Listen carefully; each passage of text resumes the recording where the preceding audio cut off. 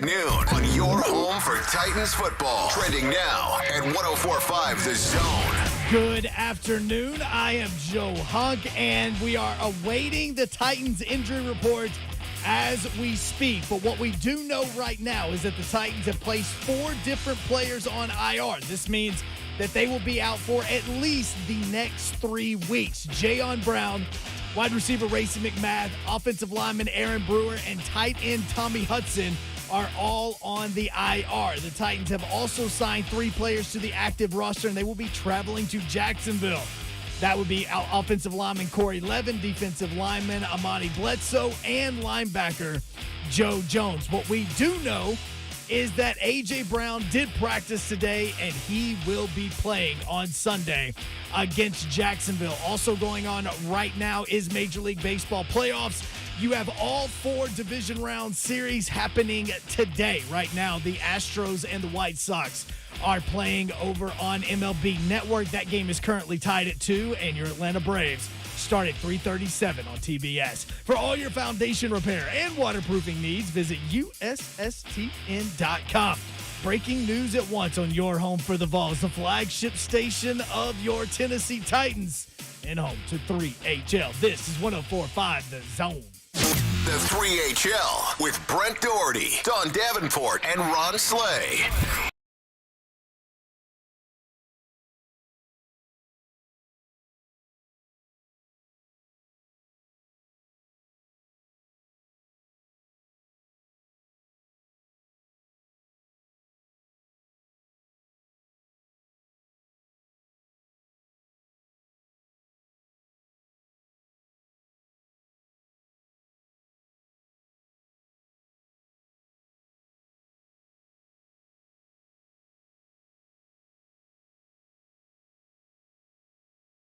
It's game time. That's what happens at game time. What does this week look like next week if the Jags beat the Titans? Oh. That's probably not how I should have. Yeah, yeah. I feel like I come all hype and then I go there. Yeah, then you wet blanket us. Yeah, you just ran that into a brick wall, didn't you? That was kind of like you yesterday, stopping the train. Yeah, and no, the problem is what happens to the Jags when they lose. Because look, man. Because it ain't no I keep going back and forth on it. The Jags defense sucks. Mm-hmm. They have 5 sacks. 2 different players have 2 each. So only 3 players on their entire roster have a sack. They have 1 turnover on defense that they have caused. 1 interception, no fumbles. So we'll get to all that. Tennessee and South Carolina. What does Tennessee do as a double-digit favorite coming off that performance last week? You know what they do? They reload the barrel, and they bust the barrel again. That's what they do. Josh Ward from our sister station, WNML, will join us in just a second, but we have some housekeeping. Brent Doherty, Ron Slay, Don Davenport is in Syracuse. You ready for Ron Slay? Hey, I'm in the building. Best believe I'm in the building. Better be ready. I'm in the building. Car ain't got no rules. Yeah. You should have been wrestling. This will be my best believe. This will be my best believe. Monday Night Raw. Here we go. Hey, Red B. This will be my building. Got no rules. Dude. That's genius. Jeff Jarrett can get you in, man. Oh, my gosh. Double J. J. Hey, y'all reach out in Hendersonville. Double J needs to investigate this. Just for the simple walk into the ring. That's it. I could walk in and just be kind of like, I'll be like Kane or The Undertaker. I ain't got to say no words. I think you walk in. Well, I think you would need to say some words because you with a mic in a wrestling situation, it could be a little different. Given the little hype thing and the I'm gonna come at you speech. What was the guy named that used to walk around with Ted DiBiase? Virgil? Why do you know Virgil has 0 Person personality? didn't say no words. Virgil's horrible. But imagine if out Ted, of all of the managers, he goes first. Let me go with the worst one that has ever happened. Man, Virgil was ripped though with that little bitty vest on. Okay, how about Jimmy Hart? Remember him back in the Mouth day? of the South. With the Hart Foundation? Yeah. Yeah. All right, Josh Ward trepidatiously joins the show on 3HL. Josh, what's up? How are you, man? What's Ron's finishing move? The sleigh plow? Something like that? What do you guys think? No, the sleigh ride. Sleigh ride. Oh, the sleigh ride. I was going to say the sleigh maker. Well, yeah, sleigh ride, but I'm thinking The sleigh ride is definitely maybe it. you go with a power bomb type move, so it becomes a plow. Ooh. So Slay like can that. have multiple moves. He can have There the you sleigh go. plow, the sleigh maker, but then he finishes it with the sleigh like it. ride. Yeah. Yeah, I'm like gonna you have take you on a people's sleigh I ride. carry him elbow. over my shoulder Yeah. around the ring once. I Rock take him bottom. on the ride, Yeah. and then I Josh, take him to the middle. is Municipal Auditorium or what is that? Knoxville Civic Center. Is that still there? Yeah, it better be. Yeah. We got the Coliseum. That's it. The Yeah, and Coliseum. of course Thompson Bowling puts on big shows. So yeah, we got some facilities to put together. Lock the doors when Ron Slay comes in. Hey, that's the whole tour. We've The got Lock the Door tour. We've got the whole thing figured out. Double J, this thing, you don't even have to do any work. Where you at, Jeff? So don't just sit back, baby. All right, Josh Ward joins us early in the show today. He's got an event to get to this evening, but we need to talk Tennessee, South Carolina. So Tennessee, a 10.5-point favorite. The line has not moved at all this week. Tennessee, an underdog against Missouri. They don't punt, and they score 62 points, fourth most all time for Tennessee against an SEC opponent. What do you expect to happen on the front end of this before we get to three things Tennessee needs to do to assure victory? I think Tennessee brings the energy. I know there can be the talk or the fear. Like Tennessee fans just have the natural trepidation going in after such a fun week, but they brought the alternate uniforms out earlier this week. I think part of it is knowing, hey, South Carolina's coming to town. Let's get these guys refocused if that's part of it, but also energized and make sure they keep it going. So I think this is going to be a good weekend for Tennessee, and we can get to the keys of how that happens. But as long as they do just a few things, Tennessee's a better team than South Carolina. I think there are some defensive issues that South Carolina can present compared to Missouri. Yeah. But the advantages are, I think, on the Vol side here. Yeah, senior defensive back Jalen Foster has 4 interceptions. He had 2 against Georgia for South Carolina. Josh Ward from WNML Radio in Knoxville. 3 things Tennessee needs to do to give its best chance to secure victory. Josh, what is thing number 1? Get Hendon Hooker going early. I think Tennessee has done a really good job early in games of scripting out what they want to do offensively, and they found success. They found success through the air to Javonte Payton on that first drive last week against Missouri. And Hendon Hooker is a guy that he can get things going through the air as well as on the ground, and then you can bring his teammates into that. But Hooker's the guy now. And this is the first week since I can remember that we haven't had some kind of, well, what about this guy or that guy at quarterback? Because even last week, there was some Joe Milton conversation because of the health status being unknown for the first half of the week with Hendon Hooker. So this week, fans, the coaches, people in the building, they are bought into Hendon Hooker. Get him going early. And if that happens, the offense, I think, should cruise from there. I knew Hooker was going to play when that line went from 3 to 2.5 last week. Those guys know things. Hendon Hooker, by the way, ranks 5th nationally in pass efficiency. He's completing 68.5% of his passes, 838 yards, and here's the stat, guys. 10 touchdowns, 1 interception. Josh Ward, what is thing number 2 that Tennessee needs to get done tomorrow? If they take care of number 1, number 2, apply pressure on defense and see if you can force South Carolina on the road into making mistakes. And also, if Tennessee's able to have success offensively early in the game, and South Carolina believes it has to keep up with Tennessee, I would say good luck to this Gamecocks offense that I don't think has near the firepower. And Tennessee's defense really responded well last week after a disappointing showing against Florida. And that maybe didn't get enough attention because of how impressive Tennessee's offensive display was. But, Jeremy Banks is a guy that I think has been kind of up and down in too many down moments. Had a good week last week. And Byron Young is continuing to progress in Tennessee's pass rush situation. So if Tennessee can have success offensively early, and then the defense is able to apply some pressure, that's how you start to pull away. And you want to cover this line, right? So if you want to have a 2-score plus victory, get after them on defense. South Carolina could make mistakes on the road. Yeah, and it's interesting, too, because coaches do think about that. They do want to cover lines for their fan bases. Just point to the Tennessee-Florida game with Dan Mullen running the ball down the field and still throwing the ball, trying to get up over 20, and they did. Right. So that is a thing. Josh Ward from WNML with us at Josh_Ward. Give him a follow. Third thing, Josh. Wrap it up. So Tennessee's a big favorite. You don't want to screw up here. You don't want to mess around. Special teams have been an issue the last couple of weeks. After a really good start, special teams were the talk out of the Pittsburgh game, I think, on the positive side. But they've had some issues the last few weeks. Look at the Kentucky game last week against Florida. How did Kentucky pull off that upset? Some mistakes by Florida. You have a blocked kick return for a touchdown on Kentucky's side. All of a sudden, they have the lead. They're in control of the game. Don't mess around on special teams. They avoided penalties last week. Tennessee did. Do that again. But special teams, I'm sure Mike Eckler's been on them this week about cleaning a number of things up. No kick returns for touchdowns. No 30-yard penalties on the punt unit. If that doesn't happen, you should be okay against South Carolina. Josh, let me ask you this real quick before you head out the door, and I lock the door. Okay. Let me ask you this, Josh.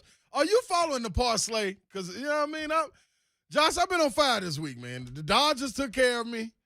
Then last night, who was it? The Rams took care of me. Hey, Yeah. I just been rolling, Josh. I just want to know if you following the parlay or not, man. So I've seen you tweet about the parlay. I was actually going to text you and say, hey, I'm gonna hop on here, or if you just send me some money, I'll avoid it so I don't jinx the parlay, because I'm afraid that I'll ruin this incredible run you've been on. So I want to hop on board, but I also don't want to take down all of Nashville by trying to follow you. Yeah, and guess what, Josh? You did yourself a favor, because if you jumped on last weekend, it went down in flames. But it's back. The DeLorean is back. I'm back. Yeah, two ways to success: follow the parlay and then fade my picks. Double up on those two, and you ought to be. You can do a combined parlay on that. You ought to be good to go. There you go. Thank you, Josh. Appreciate it, man. Have a great weekend, bro.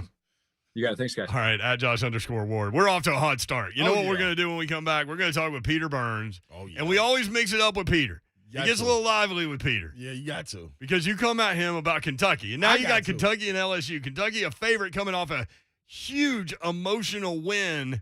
That's a game I'm going to stay away from. I can't wait to hear what my man Peter Burns has to say. Also, the oldest rivalry in the South, Georgia and Auburn, going out. Yep, coming up. I think it's 126th meeting, something like that. So that was with the leather helmets. They might, with the leather. I don't even think they had helmets. Yeah, maybe not. What?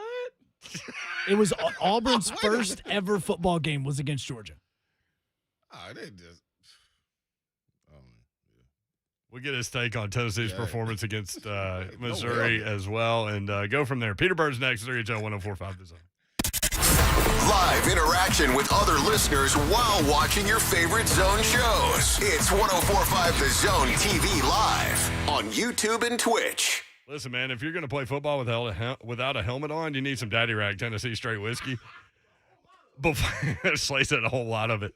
That's right. Before, after, and during. Daddy Rack Tennessee Straight Whiskey. We're headed into the weekend. Your favorite team's going to play. They're either going to break your heart or they're going to make you peacock around with your chest out.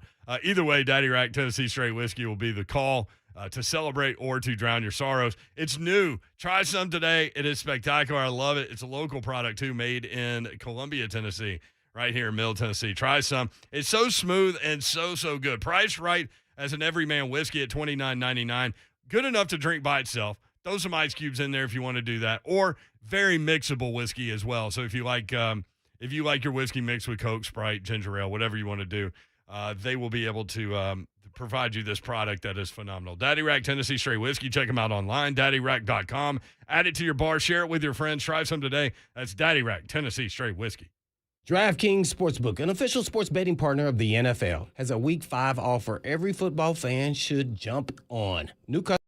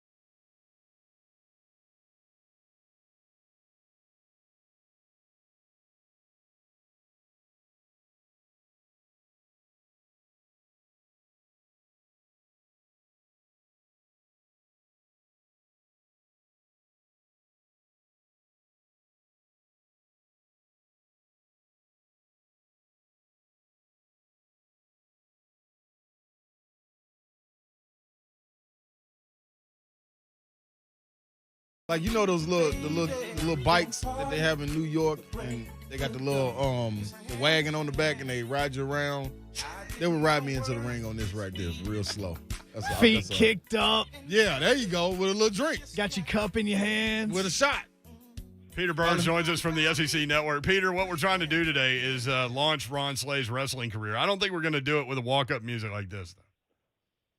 You can't. How about like some 3-6 Mafia, like sipping on some scissor or some Power by Kanye? Like I figured, like whenever Manziel at A&M used to come in, like in the tunnel, and they'd be playing Power, and they'd have 100,000 Aggies going crazy. Like that was pretty. Like that was the boss move that he used to run with back in the day.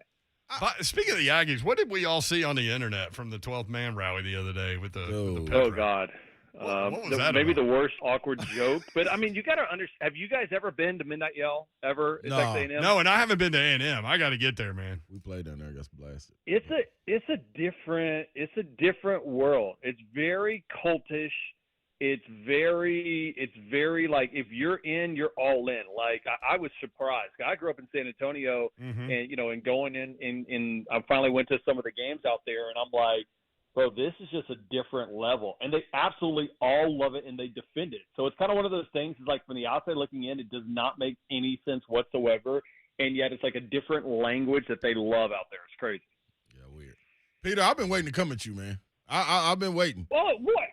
Flay, I was trying to be nice. I know was you trying were. to get off on a good foot. It's a Friday. I'm in a positive mood. Yeah, but I can't allow that, man, because I feel like you and Brent keep backing me in the corner. Then somebody run up behind me, tap me on one shoulder. I turn around and nobody's there. Then you tap me, and then I turn around, nobody's there. Brent does it again. Like, come on, man. Y'all playing these little games with me with these little kitty cats, man, and it's starting to irk my nerves a little bit, dog. That's all I'm saying. Hey, at some point, bro, it's a you issue. I mean, listen, we've been telling you this team is good, and here it is. You're gonna get really upset. I think those Cats are gonna win once again, taking out my LSU Tigers this weekend. That's the crazy part about it. Do you really? Because I don't know what I think about this. Because number one, I don't know what I think about LSU, but Kentucky coming off such an emotional win against Florida.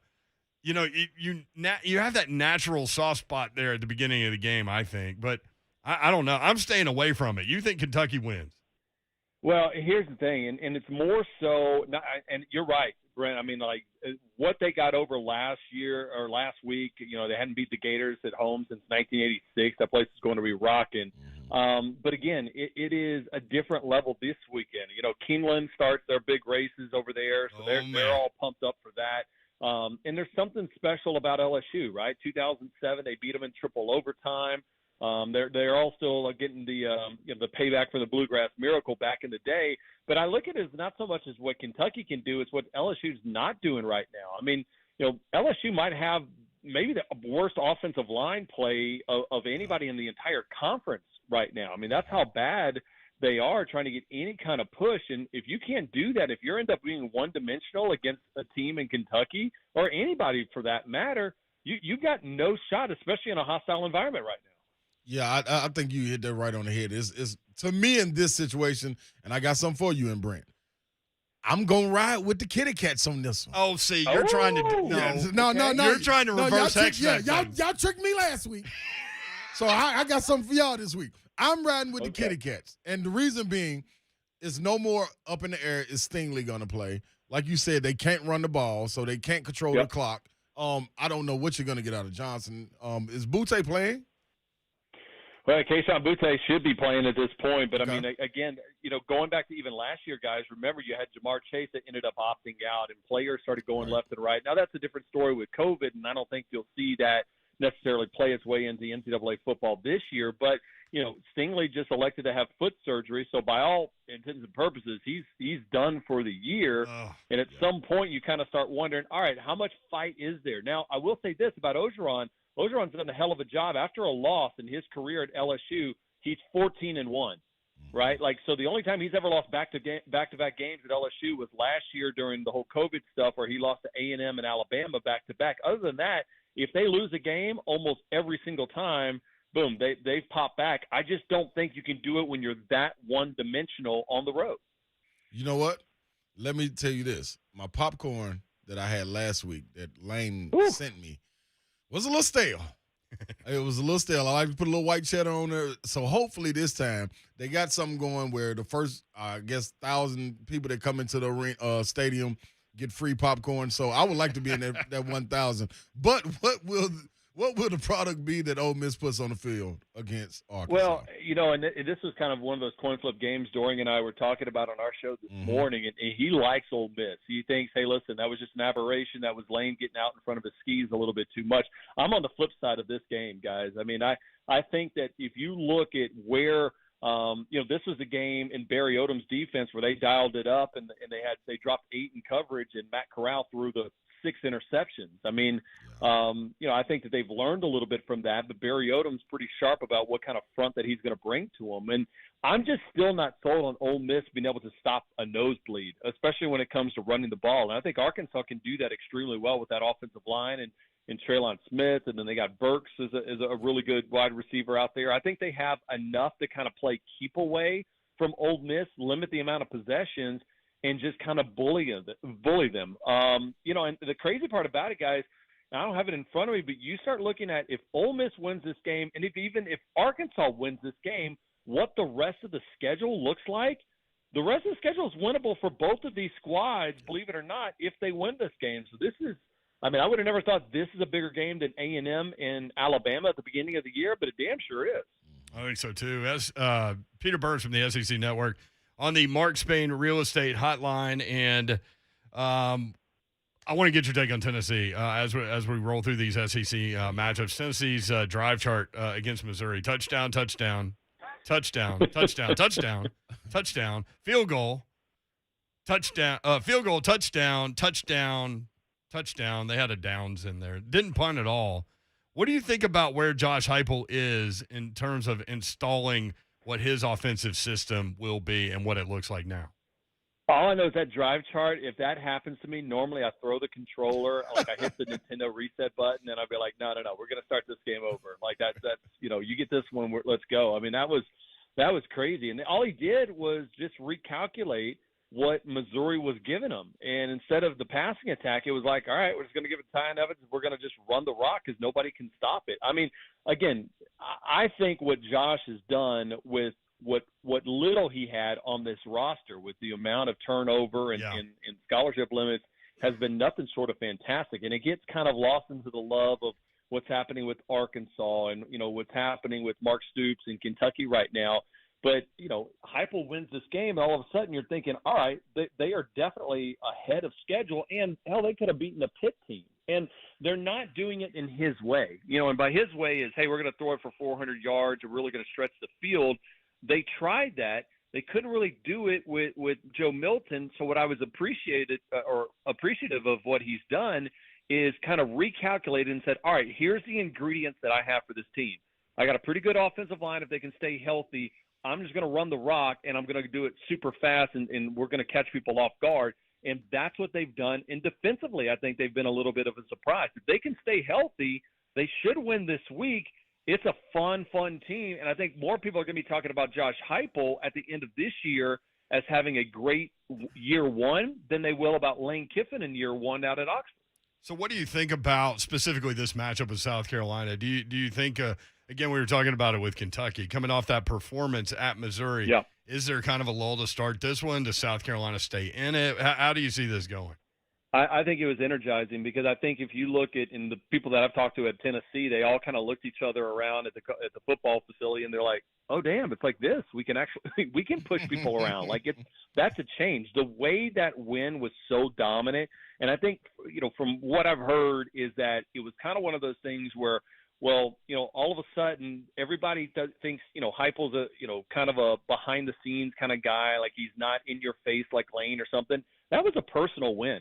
Right? Like, you remember Missouri kind of talked a little trash after Heupel left, saying, okay, yeah, it wasn't really all Heupel in this offense. He had something to prove, and I think they kind of got behind this attitude of, I think we could prove something.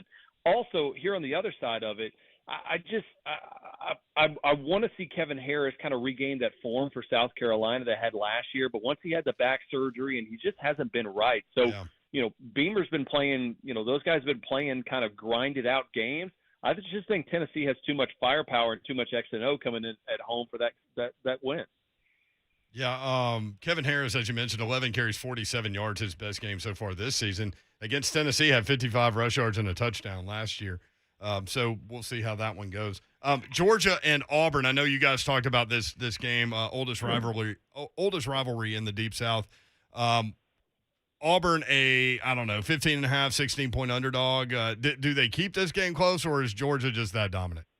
Well, I think if they keep it close, it's because they were able to at least find some success somehow, and I don't know how the hell they do it, right? I mean, I set the over and under of, if I told you they're going to score over and under 13.5 points, you taking the over? I don't know how you do that, right? Like, 20 quarters of football, and they've given up, 19 quarters of shutout ball? Like, they're just swarming on defense. And I just think Auburn caught LSU at the right time. I think Bo Nix is a good quarterback, but I think Georgia plays a whole lot more disciplined ball.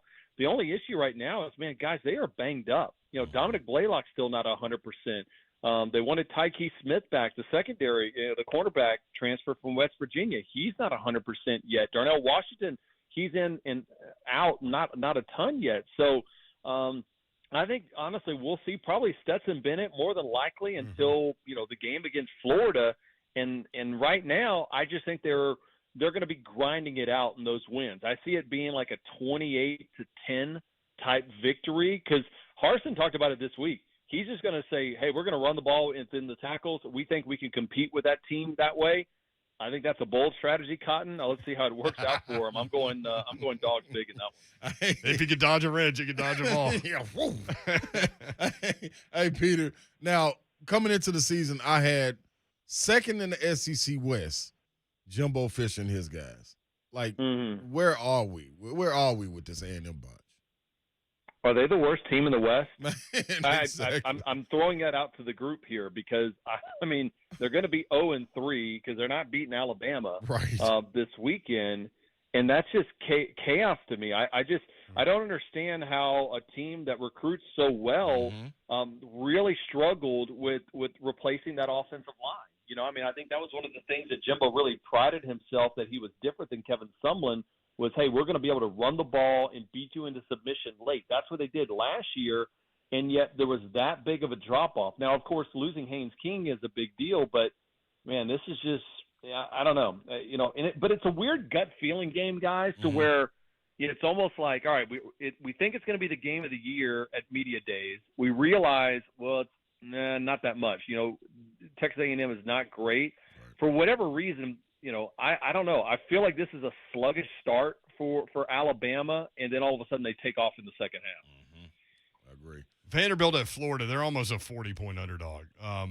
It's tough for Clark Lee coming off that winless season last year for Derek Mason, but I just wonder where we are with that program.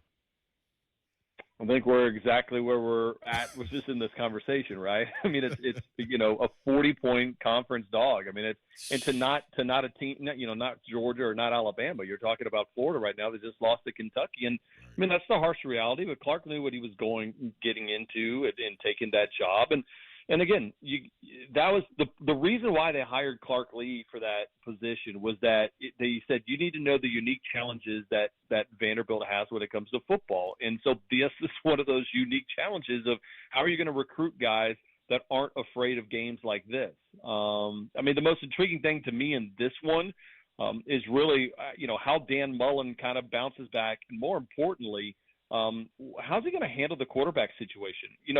There's a lot of, we want to see Anthony Richardson, and he's so great, and this and that. I think Emory Jones has done a pretty darn good job. They're not losing that game because of Emory Jones, or losing games because they're just not very disciplined right now. So in the world of the transfer portal, the game within the game for this one is how Dan's going to handle the quarterback situation, not only for this game but the remainder of the season, because there's probably at least another 40, 50 teams in college football right now that wishes Anthony Richardson was their starting quarterback, and a lot of teams are going to want to offer him that opportunity this offseason. Let me circle back around real quick, Peter, before we touch on something. I just wanted to be stated on the record, Hunk. I don't know. We don't have a whiteboard in here yet, but you keep talking about this whiteboard that we're going to have. We're going to get it. I promise you we're going to get it. I'm going to make sure it happens. Season's almost halfway through, yeah, bro. don't even focus on that. Just focus on what I'm telling you guys. You hear me? Let me let you know The Kitty Cats are going to Here win we go. versus the LSU Tigers come tomorrow. I just want that to be on the record. Y'all heard it here. Big Slay pick Kentucky. See, I just think you're reverse mojo in this. It ain't That's really what about you're trying to do. It ain't really about what I'm trying to do. It's about what I'm going to do. And I want y'all to text me after this game and be like, doggone it, Slay, you rattled my cage. You tricked me. So take that, Peter. Put that in your little pocket. Hold on to it while you're doing the SEC Network. How about that? I agree, Slay. I mean, that's See, the problem. Like that's why I got you rattled is because now you don't know if I'm what shoulder I'm tapping you on. So now you're probably freaked out that I'm actually agreeing with you on this one, man. This is foolishness. Think about this, man. Give me a coach right now. I mean, are you putting Stoops as the third best coach in this conference?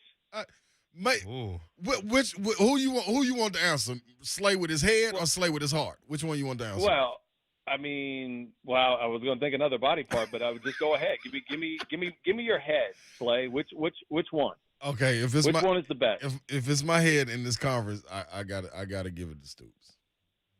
I'm sorry, what was that? That was a little low. Do what? if it's with my head, I gotta give it to Stoops. See, Peter, sometimes when we do the show with Slay, he gets to talking about things in an emotional way. It almost makes me think of Kareem Abdul-Jabbar in the movie Airplane when they cut back to the pilot seat and he's got his uniform halfway on. That's what Slay is. Y'all don't understand because if I say it too loud, like Ron Mercer start texting me, Bogan start texting me, Cliff Hall. Like I got all these Kentucky people in my phone, man. I don't need listen. Hey. But how are we ranking them? I mean, obviously it's Saban 1. He's the greatest of all time. Correct. I mean, who are you putting at 2 to 3 to 4? That's a great and question. At some point, when you look at Stoops continuing to find a way to kind of develop this 3- and 4-star talent in the years that he's been having in the last couple of years, I'm not quite sure if top to bottom if he doesn't, build talent as much as anybody in this conference. To your answer, I think it's Kirby Smart too, and then probably is Mark Stoops because right. you would think Dan Mullen, but Dan Mullen just went up there and lost. Right. And I don't necessarily want to put Kirby in that spot because I feel his expectations, has he lived up to them? That's what I would have to ask. Because at Georgia, with his talent, he's expected to go try to get a national championship. I don't feel he does. Yeah, that. but I think I think that he's also lived up to that. I mean, listen, Okay. if 2nd and 26 doesn't come out, he's talking about a championship in year 2, and he's got this thing ripping, right? Like one pass is not going to necessarily change that for me and Kirby because look at how good this season is, and it's not as if all of a sudden recruiting has fallen off, right? So I still say there's a lot of credit. I mean, the amount of guys that have won, 55 games and played for a national title and won a conference championship or championship game in their conference is Dabo Swinney, Nick Saban, and Kirby Smart. Those are the only 3 guys that have done it out of 220-some-odd coaches since Kirby started. So that's a pretty damn upper echelon to be a part of. All right, that's all cool, Peter. So now I don't want to talk with my head anymore. I'm talking with my heart. Josh Heupel's the number 2 coach in this league. Oh, my all right, Lord, I'm gone. I'm gone. Y'all take that. Take it. Put that in your jeans. Put that in them jeans you got to talk about right now. Blue Delta Blue Jeans, just put them in there. Blue Delta. Thank you, Brian. I'm going to get you some of those, buddy. You just need to get a little bit fired up. Occasionally, what's going to happen is one of these days you're going to feel comfortable on air and show the real Slay, and I can't wait for that. You're getting close, buddy. You and those kitty cats are getting close. Peter Bird's visit brought to you by Blue Delta Blue Jeans. We didn't get to your take on Urban Meyer. Maybe we'll do that next. That's what I wanted to get. I wanted to get it. Well, you're the one antagonizing him. I know. It's because of what they did to me. They should leave me alone. Then he just tried to go with me and somebody agreeing with me. Come on, Peter. That's not the role that we playing, man. Oh, I got him shook, Brent. I got him shook. It's a wonderful thing. I got him quivering right now. I love it. See you, Peter. Later, boys. All right, Peter Bird's on the SEC Network. Man, I love those visits every Friday. I do too. On the Mark Spain Real Estate Hotline, presented by Blue Delta Blue Jeans. I got all my NASCAR stuff in. All right, Marc Mariani is coming up. How did he do with the Blood in the Water Pig? We've got a new intro for his this week Blood in the Water Pig. Yep. And Honk put together, who else? Was it just you? Yeah, no, it's all me, bro. Listen to This this. is the Hunkinator. Yeah. Honk put together an intro for when Mariani gets his pick right and one when he gets it wrong. Mm-hmm. So Mariani, I'll say, is 4-2 this year. We'll talk about Titans Jags and get Mark's blood in the water pick, which is an underdog straight up winner. That's coming up next. 3HL 104.5 The Zone. Buck Rising knows the value in having his own radio show. There is an interconnectedness to this. It's why radio is still my favorite thing. Out of all the stuff that I do, and I do too much, by far and away, I do too much. But radio is my favorite because you create these relationships with people. The Buck Rising Show, Monday from 10 a.m. to 1 p.m. on 104.5 The Zone. What's up, people? It's me, Ron Slay. I'm in the building for some wings. Yeah. You like how in there, people? Stay right out wings. That's what you really want to hear. 2521 Nolensville Pike, right off 440 or 123 Ewing Drive, right where the old Princess location used to be. You know I'm so serious when I'm talking about these wings. Why? Because when I put the sweet and sassy, which is their flavor, like you don't get sweet and sassy nowhere. Let me first of all say that. Then you mix it with lemon pepper. Boom. Put that together. You got flavor just bursting. I mean, bursting from everywhere. Because why?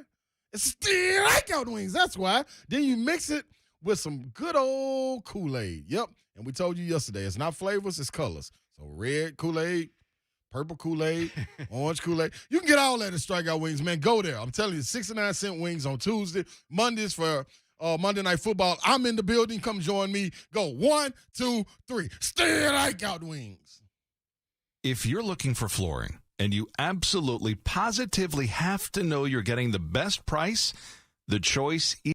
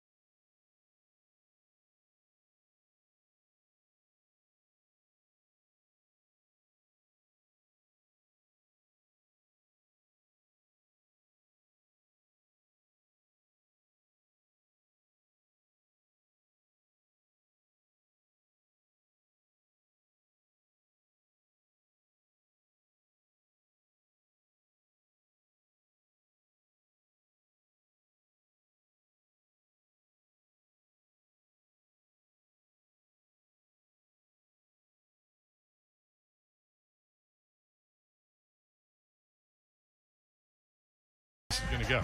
She been up there. This ain't your daddy Syracuse program. Okay, yeah, all right, there we go. Yeah. I'm just saying she's up there in the Carrier Dome. I left some blood on the field. Well, on the court up there. Yeah. Yeah, I had some nice experience. And they also tore my ACL. Is that when that happened? Yep. When they came back home. When they came and played us at home. Screw those boys. Exactly. Forget them. Marc Mariani joins us. And, Mark, we've had some programming meetings about things that we can do with your segment here as you make your blood in the water picks, which for those new to the show, Marc Mariani, former Titan All-Pro. We call him Moonshine, lovingly. White Lightning. White Lightning was taken and kind of, cliche, so we go one step further with Moonshine. But here's what we're going to do. Joe Hunk came up with a couple of different options intro-wise for the blood in the water pick. So when you don't get it right, we probably have to go a little sharkish kind of thing. But when you do get it right. Oh my God. Hey. So that'll be for a miss. When you get it right, or when you're making your pick each Friday, it'll sound a little like this. You're going to need a bigger boat. Ooh, that is banging.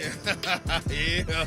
All right, so based on what happened last week with the Detroit Lions Chicago Bears game, you need a little of this. Hey, listen. That has unfortunately been on my house on repeat for about the last 2 years with my little man, and I can't stand that song. So this is gonna give me even more motivation to dial it in and never miss. Which we're gonna absolutely steal money this week. I have an absolute stone cold lock. Oh, yeah. Going a little outside the box today to help put some good juju in the air. But I'll tell you what, dude, I got some making up to do. We got some ground to make up from last week. Yeah. When the betting gods give you a gift like UT over Missouri, you don't second guess it. You take it and you run away with the money and you go and you spend it on red beers downtown, okay? And you overthink it, and now you become a Lions fan. And I was a Lions fan last week, and it was the most painful existence I've ever felt. And it'll never happen again. To the loyal listeners out there, I got your back. We will not make that mistake again, and we will not be hearing that ping pong too much this year. I can guarantee. I was surprised by that pick going against your Bears. I mean, the Bears called a pass play for you. Hey, they did call pass play for me. Hey, man, he didn't throw it, Slay. He didn't throw it up there. They said, listen, what was it? If you see cover two, don't throw it. And you saw cover two. And my advice to you is you should have thrown it anyway. Yeah. I did. They threw a double pass to me, and we got the one look I couldn't throw anything against. And they said, just throw it out of bounds. We're like, nah, I'm going to get a couple yards. Turn it up. Lost 2 yards. but dude, I still don't like what's going on up there. You got a 2-quarterback system. If you have a 2-quarterback system, you have a 0-quarterback system. Mm-hmm. Yeah. The Lions, I mean, even if they would have won, I would have been stoked about the financial gain. But rooting for the Lions was very brutal. I never want to ever do that again. So it'll never be again that I'll be a Lions fan. There So I let our listeners astray. And like I said, I got a stone cold lock coming later in the show for you. Again, a little outside the box, but we're gonna frickin' dial it in. We're gonna get our money back this week. So stand by. 4-2 in the blood and the water picks. We'll get to that. What do you think about this Titans-Jags matchup? There's a whole lot going on down there with Urban Meyer and all that. And as a former player, Mark, was the most surprising part of this whole thing the fact that Urban Meyer didn't ride back on the team plane? My first thought to a T. And I looked at this that night when it came out. I think it was Thursday night or Friday morning. I saw it, and that was instantly my first reaction was, how did he even stay after the game? It just never happens. I've never seen it. So I know I've been listening all week as well to some of the feedback and stuff. And truthfully, as a player, I do think it hurts. I do think that, there are always distractions. There are always outside distractions, and you try to, wall yourself off from those. But this is a different type of distraction where there's a lot of layers to this. Not only did he leave the team and do something stupid, but it just seems like a kind of an FU to the players of I'm going to do this, I'm going to live this way, but I'm trying to be the leader of the team. I don't know. There's a lot for me in this, and not just his behavior. That someone can talk about morals other than me, and so I get that side of it too. But as a leader of a football team and somebody that's got to build that respect because he's a first-year guy, I think this misses for me in so many different ways. So do you think the Titans roll them, or do you think it's going to be that, a divisional battle, a four-quarter battle? Here's what I think about our performance that we put on the field last week. Yeah. And we all know breaking down this film was miserable. Mm-hmm. And talk about smelling blood in the water. The Jets smelled blood in the water in our backfield, and they just kept getting in our backfield. They saw that we couldn't get open down the field. We weren't throwing the ball. I mean, the second half and fourth quarter were tough. But you know what? You put the ball in Tannehill's hands, and he still drives the field with less than 2 minutes to go. I mean, this guy has ice water in his veins. So that's one good thing I took away from it. But here's how I feel about this matchup is this has nothing to do with the Jacksonville Jaguars. This has everything to do with the Tennessee Titans and who are you? What kind of football team are you going to be in 2021? What is your identity going to be? Can you rebound? Can you recover? What do you have to prove? What do you have to show people about, that last week was not who you are. And this time when you take the field, you go dominate a team that you're supposed to dominate. So who are you? And it just so happens that it's the Jacksonville Jaguars. But this is a time where this locker room and this leadership needs to take the reins and go, hey, this is a business trip. We're going to Jacksonville, and we are going to absolutely step on these guys from the first whistle. We're going to give them no chance to win this football game, and we're going to get out of there and come back home. And that's what we need to do this weekend. Love it. There he is, Marc Mariani. We call him Moonshine. All right, now it's time, Hunt. You're going to need a bigger boat. Let's go. Yeah. All right, Marc Mariani with the blood in the water pick. Upset winner outright. All right, here's what we're going to do, guys. So along with the upset winner, a big component to this is a plus value bet, okay? It's a plus value bet. And I know for a fact that it's too early in the season to say there's any must-win games. But I'm going here. Follow me on this one. We're going outside the box. Okay. I'm going with a must-win game for the boys, the Tennessee Titans. Oh. Right now, they're at 4.5. Give me more points, baby. We want 9.5. Whoa! We want 9.5. I guarantee you, stone cold lock winner, blood in the water. The Tennessee Titans win by double digits on Sunday against the Jacksonville Jaguars. Plus 170 as we speak. Lock it. Take it to the books. Spend the money already before the game. That is a lock. The Tennessee Titans will show who they are. They're going to rebound from their crap performance against the Jets. They're going to go to Jacksonville and absolutely dominate. There is so much blood in the water that Urban Meyer put down there, and it is go time. You got a rookie quarterback. You got a bunch of guys who are wondering if they can even compete. Let's go, baby. Double-digit win for the Tennessee Titans. Plus 170. Blood in the water. Lock it in, baby. Yeah, let's go. I'm with it. Little curveball there. We added points to a favorite. I like it. Hey, listen, we don't usually go outside the box, baby, but the boys need this in the universe. We need the blood in the water energy heading to Jacksonville with us. I think we actually stomped. Brent, you just asked me that question, and I really wanted to say, absolutely, we're going to stomp on these boys, man. Mm-hmm. We are nasty. We're angry. We got revenge on our mind, and it's going to be a great weekend on Sunday. And I think we win by maybe 20, but we'll go double digits, plus 170. That's your blood in the water. Mark's into the red beer already, man. Hey, man, I'm rocking with him, too, baby. Let's roll. Eastern time zone. I love it. At Marc Mariani 80 on Twitter. Give him a follow. Thank you, Mark. Good stuff. Have a great weekend, bro. All right, boys. Have a great weekend. All right, there he is. Phone lines open. The entire hour is for you. Trash Talk Friday. We got a lot of football to talk about. NFL, college football, whatever your game is, let's do it now. 3HL 615-737-1045. The Falls welcome in South Carolina for their first home SEC game of the season. Coverage on the Vol Network starts tomorrow morning at 9:30 on your home for the Vols and the SEC. 104.5 The Zone. Remember when you would trick or treat and there would inevitably be that one house on the block where they would hand out change instead of candy? It always happened when you were a kid, and times were different then. The nickels and dimes didn't seem that exciting.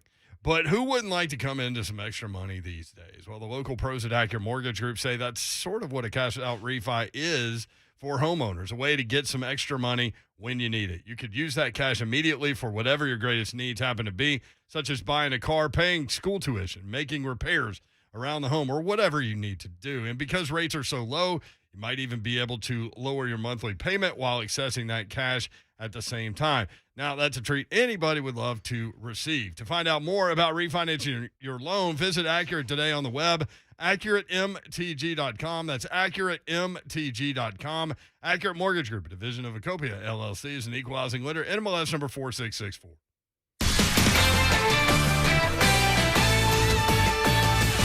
This is Jim Rome with the CBS Sports Minute. From now on, the month of October is now officially the month of Arozarena. My calendar should go July, August, September, Arozarena, November, December. Because nobody dominates a month the way this guy does. Last season, you'll recall, he hit .377. He had 10 home runs, 14 RBI, 8 walks, and 19 runs scored in 20 games. One of the most dominant postseasons you will ever see in any sport. And then last night, he picks up a bat and picks up right where he left off against the Red Sox. Hits a bomb, but later in the game, had a straight steal of home. There is not a more disrespectful move in sports than stealing home. It's saying to the pitcher and the catcher, I am so fast, I am so dominant, I am so in control, I can beat your pitch to the plate. And he did. I'm Jim Rome. Texting enrolls you into reoccurring automated text messages. Message and data rates may apply. Come on, one more rep. You got this. 10. There it is. Nice work, man. You're a beast. Thanks, man. I feel better than I have in years. And I got to tell you, taking Nugenix makes a huge difference for me. Nugenix? That's the testosterone booster with TV ads with Frank Thomas. The Big Hurt, right? Oh, yeah. This is a legit product. The key ingredient is Testofen, which helps boost free testosterone levels and increase lean muscle mass. Well, it's clearly working for you. Hey, are they still giving out complimentary bottles for people to try it for themselves? Yeah, Nugenix is a great way to increase lean muscle and feel stronger with more energy and endurance. Man, I need to get a complimentary bottle of Nugenix. No problem. You just got to send them a text. Text FORCE to 42424 right now for your complimentary bottle of Nugenix, the #1 selling free testosterone booster at GNC. Nugenix samples are not available in stores, so text FORCE to 42424 right now. Text FORCE to 42424. That's FORCE to 42424. Your life, your hopes, and whatever you were searching for at 1:15 a.m. It's really none of our business, and it shouldn't be anyone else's. Protect your privacy online for free with DuckDuckGo. DuckDuckGo. Privacy simplified. In 1929, the Shane family opened our first jewelry store. Even then, we were intent on being different. We wanted to be more than a jeweler.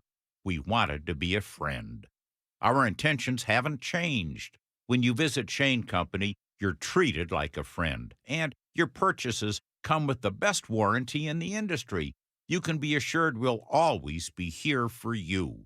Most jewelers will charge you for their warranty. Our warranty is free for a lifetime and even covers the center stone.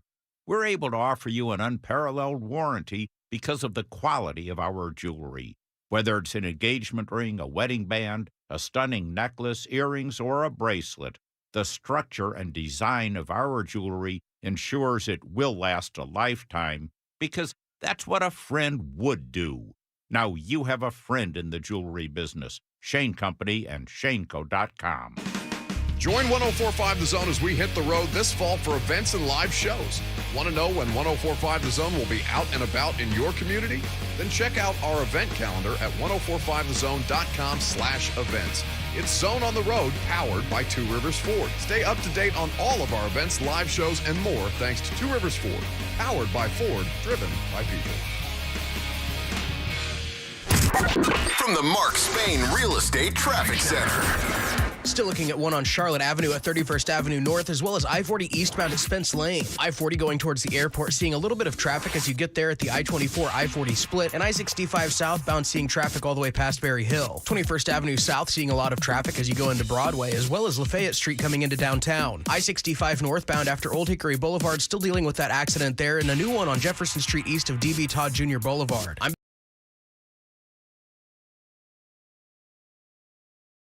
Studio in with WinBet. WGFX Gallatin, Nashville. The Titans and the Jaguars. Kickoff is Sunday at noon on your home for Titans football. Trending now at 104.5 The Zone. But who is in and who is out? Good afternoon. I am Joe Hunk, and the official and final injury report has come out.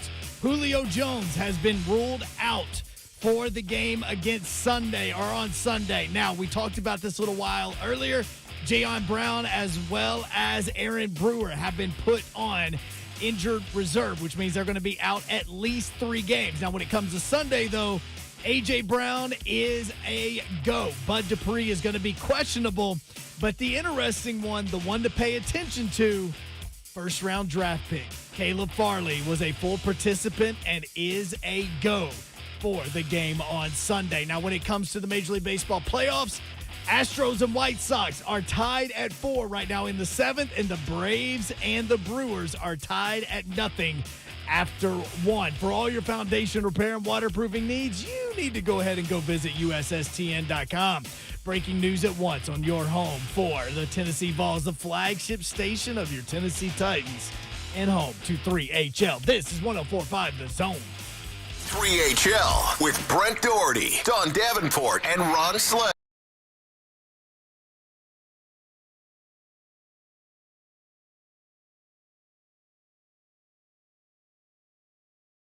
Syracuse, New York, in advance of Wake Forest, Syracuse. You can check her out on the sideline at that game.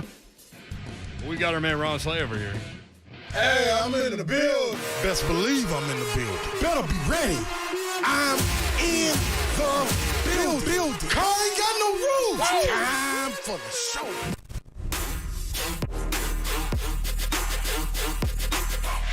Best believe I'm in the building. We got a whole bunch of football to talk about. A lot of SEC games. Notre Dame at Virginia Tech. You might want to check that one out. Night game in Blacksburg, Virginia, with the Inner Sandman intro. This is it. That'll be a good one, too. This is it. That's a pick'em game, too. Yeah, it is. Yeah, you know who I'm picking in that? I'm going Virginia Tech. Everybody else, I have to pay attention for the Parsley. Parsley coming up at 5:45. The Parsley bang hit last night. Boom. Parsley hit so good that Ron Slay even texted the group before the game was even over. Yeah. That the Parsley hit. And I don't even do that. I don't want to talk about it. Just ride with me. The Hunk Slay didn't hit. No, the Hunk Slay didn't. The Hunk Slay, the Par Hunk. Because the Hunk Slay needed 1 point. 1. I had the Rams and 44 points scored. 43 points were scored last night. That's how gambling goes. Sports gambling goes, man. You remember the losses. Always. Like my man for the Dodgers hitting a 2-run homer with a 1.5 point spread. Ended me. Gave Slay the win. Sure did. After I lost so much over the weekend, they had to redeem me. Yeah, I had a tough weekend too. 500. I wasn't even on fire. I had to fight to get to 500. I wasn't even close to fighting. That's when you start like making some additional picks that you didn't have going into the weekend. And that hurt me even more. Trying to make up for it? Yeah, that killed me even more. Yeah, the makeup picks. Yeah, the makeup picks are something else. It's boy. like relationships, man. Yeah. I won't lie. There's a reason why I did the same thing today. I got a prop bet right now on the Braves and Brewers, so I'm paying attention a little bit more than I would have last night. It's like relationships. Sometimes you just let it die. Yep. Sometimes you just move on. Sometimes you need a little, you need makeup picks. I had to get them. Got to get them. SEC play. We've got Alabama, Texas A&M. A&M got a shot to get this thing close. 17.5. Alabama needs 17.5 point spreads, man. Yeah, I'm staying away from that one. That's a little LSU, Kentucky. You guys have me sold on Kentucky minus the 3. I was going to stay away from this one. Who? Stingley is out. Yeah. Kentucky coming off that big win. So is there a lull or is there confidence? Like Listen. expanded confidence? Listen, y'all, you guys, you and Peter, Peter Burns for the each SEC week Network. I've bet against Kentucky.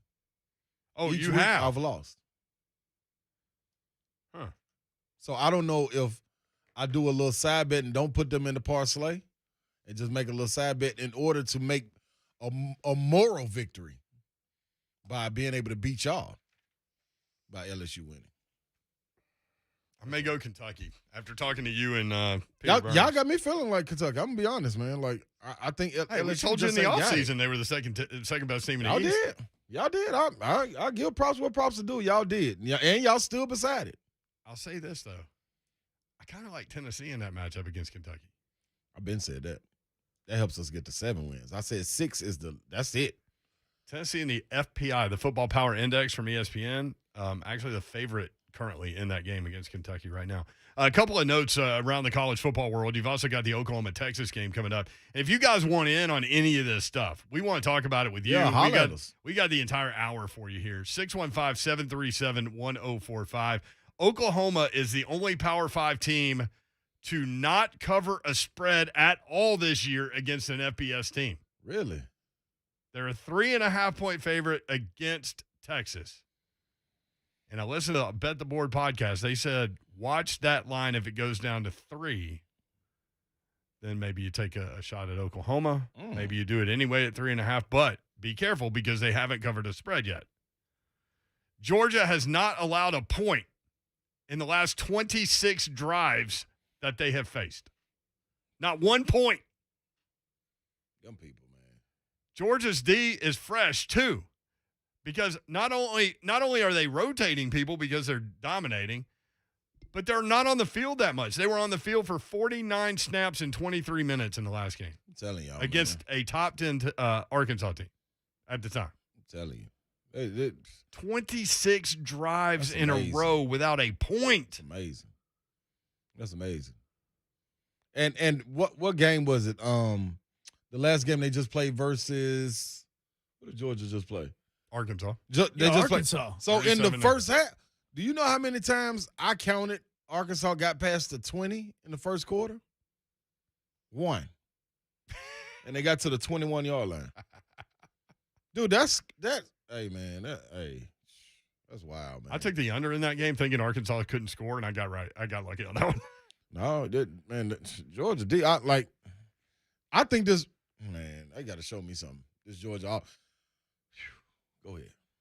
But that's what Peter was talking about when you're looking at the Georgia-Auburn game, right? Mm-hmm. Like, you got to figure out how many points do you think Auburn will score. Right. And he said, if I gave you 13.5 points for Auburn to score the over-under of Auburn points at 13.5, which way do you go? You probably go under. I'm going to have to. Right? Then you start talking about, okay, where do you get that line? Because it started at 14.5. It went up to 16.5. It's now 15.5, somewhere in there. Mm-hmm. So, if Auburn scores 10, Georgia scores 25, 20, let's say 27. Yeah. Winner. Chicken dinner. I just don't think. Man, I think not only is Georgia's defense good, they are priding themselves on not letting people score. I mean, and like you just said, not a point. Like, some people be like, man, we ain't going to let them score a touchdown. Like, we ain't going to let them in the box. They don't even want to give a field goal. They don't want you across the 50. Bingo. That's probably what they Bingo. talk about, honestly. Bingo. They don't want you across the 50. You're exactly right, man. All right, with regard to Tennessee has not been 4-2. If they beat South Carolina, they're 4-2. Tennessee has not been 4-2 or better through 6 games in 5 years. 2016, the last time. They started 5-0 before losing in double overtime at number 8 Texas A&M. Alvin Kamara in that game, by the way, against Texas A&M. Remember, Jalen Hurd stayed back. Alvin Kamara got the start, his first start. Yeah. 18 carries, 127 yards, and 2 touchdowns. 8 receptions, 161 yards, and a touchdown. So 26 touches for Alvin Kamara in that game. 288 yards and 3 touchdowns. You talking about some talent. Whew. And I remember, Josh Dobbs threw a seam route pass, a little off target, intercepted at the end. But that was the last time 4-2 or better. So Josh Heupel, we talked about it a little bit this week, but the most amazing thing so far, and again, it's early, it's 4 games, right? But the way that Tennessee's defense has been able to play, holding 4 of its 5 opponents to less than 100 yards rushing. Yeah. They haven't done that since, I think, 2005. Like, they're starting to throw up little stats that haven't happened at Tennessee in a long time. With this group, a group that has lost people. And I think the biggest thing that you take away from what Peter said was you looking at this UT team and coming into the season, that was a point of emphasis. Like, what are we going to do in the trenches? And both sides of the ball have responded. Like, this is impressive. Being able to hold down the fort on the D-line and the O-line, who I got to see in the orange and white, got to see them practice a little bit, then also the scrimmage. I was looking at the line like, dude, this don't look like no good line. And then they go out and perform like this. So development, big time. Not even been a year. And we talked about like the important thing. I remember Pittsburgh week. People were saying this is the biggest game. This is where are we in the Josh Heupel thing? Like where are they going directionally? This is a huge game. And I said, no, it's not. It's not the biggest game. The biggest game is Missouri. Mm-hmm. The bigger game is Kentucky. Mm-hmm. Like Tennessee needs to try to get above that group of teams before it can go to that next level. A win over Pittsburgh really didn't do anything for it. Right. Not that they wouldn't have taken it, and every game's important, all those things. I just thought like the mid-level SEC team games are the ones that are important. Real quick, and when we come back, we'll get into that Tennessee Titan depth chart, injury report. Yeah. Who's available, who's not, who is questionable, all of those things. There's 23 names on the list again. We'll talk about that when we come back, and we'll take your phone calls, 615-737-1045. But on the way out in this segment, Tennessee's offense averaging 40.8 points per game. Now, they still have to play Georgia. They still have to play Alabama. So the odds that they end up over 40 points per game as an offense, I don't know. I mean, you still have Vanderbilt. You still have South Alabama. Maybe they get there, maybe they don't. But the last time they scored 40 points per game or more as an offense for an entire season, 1993, almost 30 years ago. We'll be right back. J-Mart and Ramon, you're part of the fam just for listening. You guys are awesome. This is probably one of the best radio shows I've ever listened to. J-Mart and Ramon, Monday morning starting at 6 on 104.5 The Zone. Dickens Turf and Landscape Supply, that's where you need to go to get that lawn right. My God, Trey Hartsook has got you set as you head into the weekend. DickensSupply.com is the website, but listen to Trey. He's got the word on what you need to do to get that lawn up and running. Trey. Hey, Brent, what's going on, man? Happy Friday. Yeah, so everybody knows it's getting a little cooler outside. Well, it feels pretty warm right now, but fall is upon us. What we need to do, we need to oversee and aerify that lawn, have some rain coming in. So we're seeing some really cool stuff in the Middle Tennessee area from a turf perspective. So 5-day germination. So people put their grass seed 5 days ago. They have little sprouts coming up. What you want to do then, you want to fertilize it, get it looking good. Dickens Turf and Landscape Supply is the place you want to go because anybody knows you can go to a big box store, grab a bag of magic beans, throw them on the lawn, doesn't come up, and people just kind of say, well, I guess my lawn will never look good. Dickens Turf and Landscape Supply, proven methods to get that lawn looking good. Stop in and see us. Conveniently located all over Middle Tennessee. Got locations in Nashville, Cool Springs, Hendersonville, Murfreesboro, Bellevue, Brentwood, Lumber, Mount Juliet, and Franklin. If you can't get a hold of us, check us out online, DickensSupply.com. Most shoppers today fall into one of two categories. You could be like Dave, who settles for nothing but the finest. I drive only European luxury sedans, wear the finest Italian leather shoes. My shirts are custom made, and I expect white glove service from those I do business with. I appreciate world-class brands, and at this point in my life, I just don't want to compromise on quality, no matter what I buy. Or you might be like Steve, whose goal is to always get the best deal. I'm frugal. I'm all about finding value. I want the best price, and I don't mind going out of my way to get it. I work hard for my money. I just want to make sure when I buy something, I can have confidence in knowing I'm not overpaying for it. Stop being cheap. It's being smart. You never see these two guys in the same store. Except for one. That's why I shop at Genesis Diamonds. Genesis Diamonds is that rare shopping experience where you can have it all. Uncompromising luxury and unbeatable value. Exceptional service and the guaranteed best price in America. A premium experience and a smart purchase. This is where the best of all worlds come together. Genesis Diamonds, voted best jewelry store year after year. Green Hills and Cool Springs. What up, people? It's me, Ron Slay. I got something to tell you about getting a car. Comfortable, comfortable, comfortable. Comfort. Put all that together. That's really one word. All means the same thing. Comfort. Yeah, Music City Autoplex, whatever that meant, I said I was trying to tell you. Man, go in there. You're going to feel comfortable. You're going to see people, and if you're from Nashville, you're going to see people like I did that you know and recognize. That's what Music City Autoplex brings, a family atmosphere, people you know, not anybody trying to pull on your rag on you, trying to empty your pockets or anything like that. They want to give you something that fits you. That's exactly what they have. That's why they have so many cars on the lot, and they replace the cars. One goes out, probably 4 more come in. Their selection is huge. And it's a big deal right now because a lot of dealerships don't have inventory. They do. They keep it.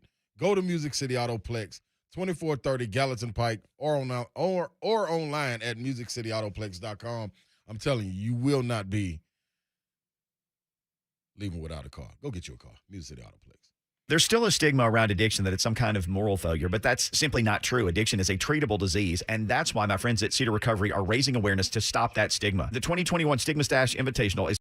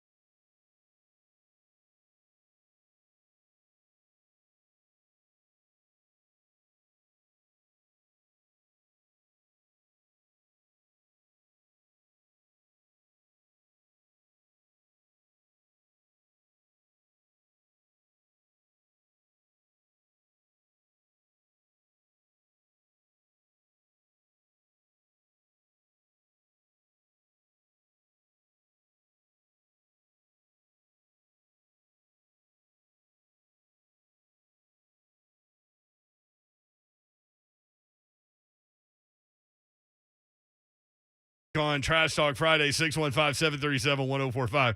Gator Mike, what's up, buddy? Talk to us. What's going on, Brent? Is this the first Trash Talk Friday from the beach? That's what I want to know. Am I the first caller to do that? What kind of beach are you talking about? Like, I'm down here on the Emerald Coast, my friend. I'm a little bit west of where you guys are again. So I'm in Orange Beach, Alabama. Beautiful day down here. We had a high about 87, Ron. We had no wind. Beautiful day down here. So at least I'm lulling my sorrows. I will own it. There we go. We shouldn't have lost to Kentucky, but give Kentucky props. They outplayed us. They outcoached us. They outschemed us. But still, with 15 penalties, Kentucky needed 2 big plays to win. Yeah. A blocked field goal for a touchdown, and they had a 45 or 55-yard screen pass to Wan'Dale Robinson. But we had first and goal at the 5, Ron. First and goal at the 5 to tie the game. And our fourth and goal play was longer than 5 yards. So tell me what's wrong there. Well, we got real quick though, Gator Mike. We got a segment on Wednesdays called Whiny Wednesday. This probably would have been great for you on that day. Just saying. I need to remember that. So Whiny Wednesday. I'll have to save it for that. Yeah, Florida had more than 100 yards in penalty yardage. Yeah. In that Kentucky game. Brent, and we the had block 8 field false goal. start penalties and 5 in the fourth quarter. This is true. All right, Tell me I'm not bitter. So how nervous are you about Vanderbilt coming into the swamp? Come on, Brent. That ain't even going to be a game. Ron, I'm telling you, I'm going to do the Marc Mariani, blood in the water. Florida giving up the points. They're going to want to pound them. Anthony Richardson will come in and get his snaps. He's just going to continue the offense. They're going to want to get better. They go to LSU next week, and then a bye week before Georgia. Of course, all these Florida fans talking about how we can still get that Atlanta. I don't see it happening because Kentucky has to lose 2, and actually they got to lose 3, and Georgia, has to lose at least one other if we do beat them, which I don't see that happening. But I always try to be that full guy. But Ron, I'm telling you, take Florida in the points. It's going to be like a 48-7, 55-10 game. No worries there, buddy. Okay, Gator Mike. Listen, I'm going to put a blood in the water pick over here, a blood in the water parlay. And I'm going to put them in it. So, all right, you got it. All right. Good to talk to y'all. I'll talk to y'all next week. Very measured take from Gator Mike. Yeah, well, he had to be. He had to be. It was only right. Saying his team really has no shot at Atlanta. That was interesting, wasn't it? Well, we shall see. Listen, that Georgia-Florida thing, like weird things happen in that game. Yeah. Georgia's just better, man. So physical. I mean, and we're not just talking about the SEC. No. You can go to the entire college football world. Alabama and Georgia, and then everybody else, man. It's like Alabama and Georgia are up on the bungee podium, and everybody else is down in the gorge waiting to see them. Yeah, what y'all gonna do? Fall. And they're up there like, hey, man, we're not even going to jump. We don't need to. We cool. We're good up here. Have a great time. We got a brews. We got a couch up here. Trying to sub in on Sunday Yeah, sometime. we got a great view of all y'all down below. I don't know what a bungee podium is, but it sounds majestic. Yeah. Where are you from? I'm from Alabama, man. Trust me. Don't they have bungee things in Alabama? Yeah, they have bungee jumping. Yeah. And bungee cords to put around your stuff. Have you seen on the internet where these people bungee jump like into a gorge? And there's like a platform on top that they're standing on. Oh, no. We just straight jump off the bridge, man. Is that – wait, it's classier than that? I didn't know. Have you bungee jumped before? Oh, heck no. I'm not doing that. I was going to say, boy. I'll skydive, but I'm not doing that. Doing that either. Yeah, you might as well. That's bungee jumping. No, without the bungee. Without the bungee. Exactly. I'll skydive. I won't bungee jump. All right, Tim McGraw. Listen, the yellow light's not here. Dawn Davenport, she would be weighing into this conversation. John Davenport will do anything that's like that. Like she'll fly with the Blue Angels. I want to do that. She'll rappel down buildings. She's done that a couple of times. Done that. She's jumped out of a plane, a perfectly good plane that can land. It's got wheels and everything. Yeah. They work and spin? Yeah, she just wants to jump out with the Army Rangers, I think. Yeah. Now, if I'm going to jump out of a plane, it's going to be attached to an Army Ranger. That's for sure. It's got to be. Like, just jumping, jump. Listen, if you want to do it, they reach out to us all the time asking if we want to do it. Oh, no. And I brought it up once at home. I'm like, yeah, you have 3 kids? Dude, this don't, like. If you're living life for yourself, go for it. I don't even think you can do that. Like, take out an insurance policy, can you? Man, in terms of, I don't know. In terms of that no Florida game and that line, 39 points, that's a lot. But we had this talk with Georgia. And Georgia had 35 in the first quarter at Vanderbilt. Not even at home. They were on the road at Vanderbilt and had 35 points in the first quarter. That's what scares me, man. And I keep on saying this. I don't believe listen, Vandy, like I'm telling y'all, I'm with y'all. And I know it's a shock, but I'm with y'all. I just can't figure out every time I go with y'all do this to me. Like, y'all put me in the car and y'all run out of gas. And then we both just sitting in the car looking at each other, me and the Commodore. We just looking at each other. He can't talk. I'm talking to him. Like, it's crazy, man. It's just somebody ride by and come pick me up and ask me, why would you get in the car with them? Yeah, that's what they ask. Mascots are rude, man. They don't talk. They never say anything, babe. They nod and keep that smile. But that weird smile. Yeah, that smile is kind of spooky. That is. They need to put a mask on that smile. Then you ain't even got to see it. But remember the Burger King guy where he had that weird looking face with that he was scaring smile? Kids, man. Yeah, he was scaring kids. But this is my thing. thing. The only thing worse is Grimace. Yes, you are correct. Or Big Bird. Yeah, you don't like Big Bird. But Big Bird, at least he'll talk back to you. So Georgia, I thought it was far-fetched that Georgia could cover 38 points. I'll stand corrected. Florida coming off a loss to Kentucky, knowing how they can control the line of scrimmage against a Vanderbilt team that I will say deep down, they do have fight. I just don't think they have enough, and I think I'm starting to come around to it. So, with that being said,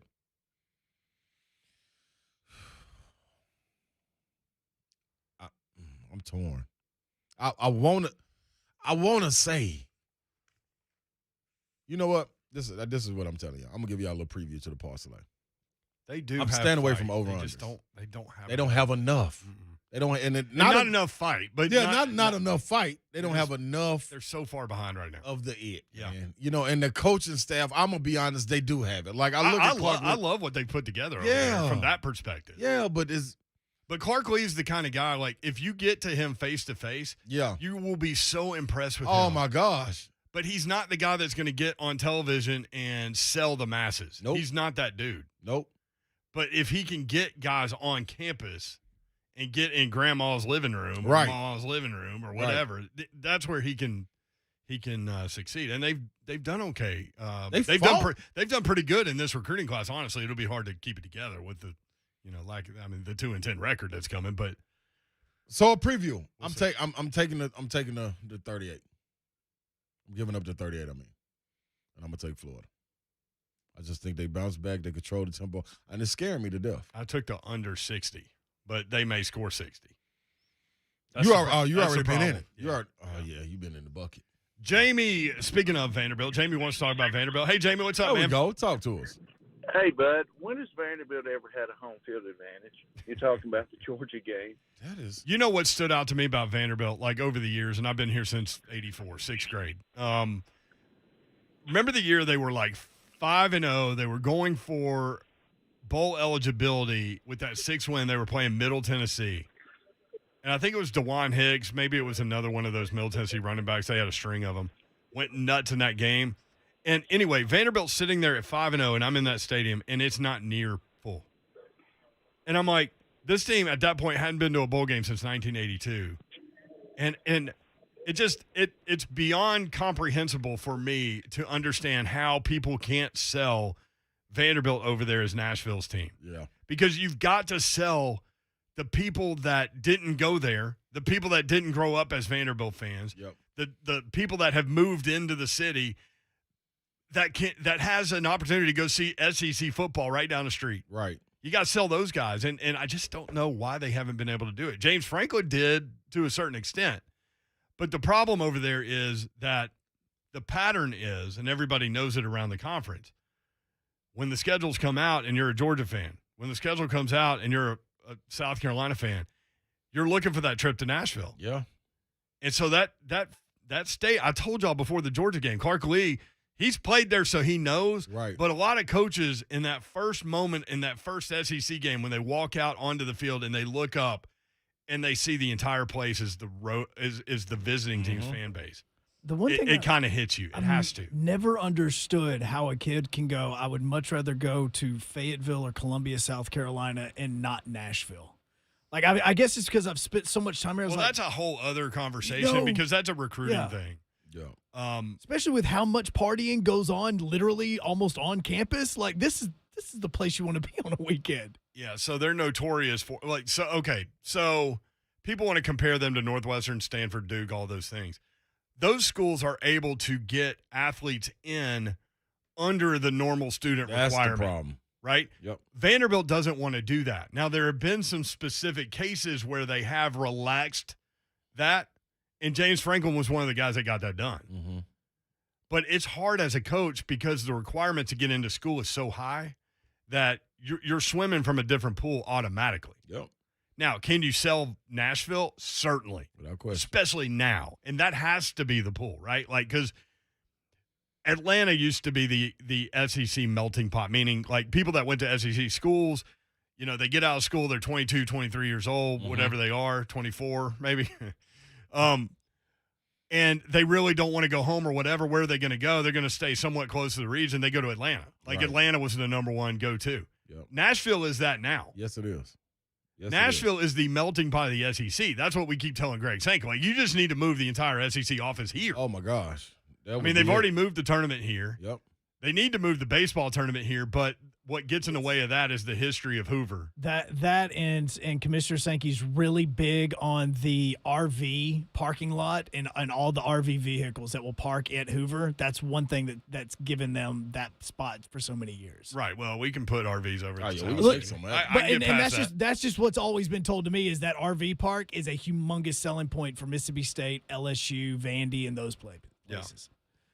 This is going to sound really weird, but if like Vanderbilt hired me and Slay and Dawn to sell that program, we would be able to do it. Oh, I can guarantee it, because I'm a start with. And we went to Tennessee and Auburn. Yeah, I would start with the tailgating, because I would tell you that something that gets overshadowed what are you talking about? Something that gets overshadowed about Vanderbilt. You went right back to the word. Yeah. What gets overshadowed about Vanderbilt is, man, the game day experience. It's great. It is phenomenal. Vandyville and yeah, they've got plenty of they've got so much space. They've got the wide open parking lots. Yes. It's fun to go tailgate at Vanderbilt. And, it is. And reason being, not only because of Vandy, but when the opposing team comes in, they bring their fans. They set up the interaction is crazy. It's not a hostile one, I guess, because Vandy's like, oh man, y'all coming to beat us, and we might as well just have a good time. Everybody's having a good time, like mixing and mingling. It is fantastic. And you see a lot of the legends walking around over there. So great atmosphere. It would start with that. The problem is getting everybody outside that's around the stadium to walk into the stadium. So you would have to do something inside the stadium also to draw those people in. Well, that's where you need a better product. You need to win. But I think you could do it like maybe you got to bring, like we were talking when we had the AD coach Danny White. When we had him on, we were talking about, man, you need to get a VFL to lead the pep rally, specifically me. Friday night pep rally at Circle Park. Why is that not happening? Like, you could bring somebody, a legend, in to the stadium. And all these universities could hire us. We could come up with a school-specific thing. Talk to him, Brent. Outline to get everything on a higher level. Even if it's at a good level, we'll get to a great level. Come on now. That's the thing. I'm fully confident in our ability. Good thing. The guy. Man, Come on. I know what we bring. Even Coach Biden agrees. Yeah. All right, there's our soapbox for the minute. When we come back, more of you guys. Seth wants to weigh in. Wendell, if you wanted, 615-737-1045. It's you time today on 3HL 1045 The Zone. Derrick Henry leads the NFL in rushing after 4 weeks of play. Derrick Henry just went 60. And we know what he's done to Jacksonville in the past 5 games. At 22, and the Titans do it again. Titans and Jags, Sunday at high noon on your flagship for Titans Radio, 1045 The Zone. Yo, I want to tell you about a new brake repair service that I'm really excited about. They're called New Brakes, and I've had multiple people come up to me and tell me how much they've enjoyed these guys' service. Lucas Panzica's roommate utilized these guys. They're awesome. New Brakes, a mobile brake repair service. They come to you to fix your brakes. They make it completely easy. We all have things to do. We have sports to watch, and we have responsibilities. Let New Brakes send a certified brake tech wherever you are to fix your brakes. And that's not all. New Brakes is more affordable than getting your brakes fixed at a dealership or repair shop. They use premium brake parts, and they warranty all of their work, so you know it's always done right. And they're backed by thousands of 5-star reviews. Why would you ever wait at a dealership or repair shop to get your brakes fixed again? Go see their website. It's really an incredible service that they provide. Newbrakes.com. That's nubrakes.com. Get an instant online quote. Choose your repair date, and they come to fix your brakes. They come to you to fix your brakes. Convenience at its finest. Tell them you're a Zone listener. You'll get a 10% discount. It's newbrakes.com. That's nubrakes.com. These are uncertain times, to say the least, but one thing that is certain is the level of service you can expect to receive from Aaron's Garage Doors. Hi, I'm Aaron Moore, owner of Aaron's Garage Doors. I started my business over 20 years ago in Wilson County, so I can safely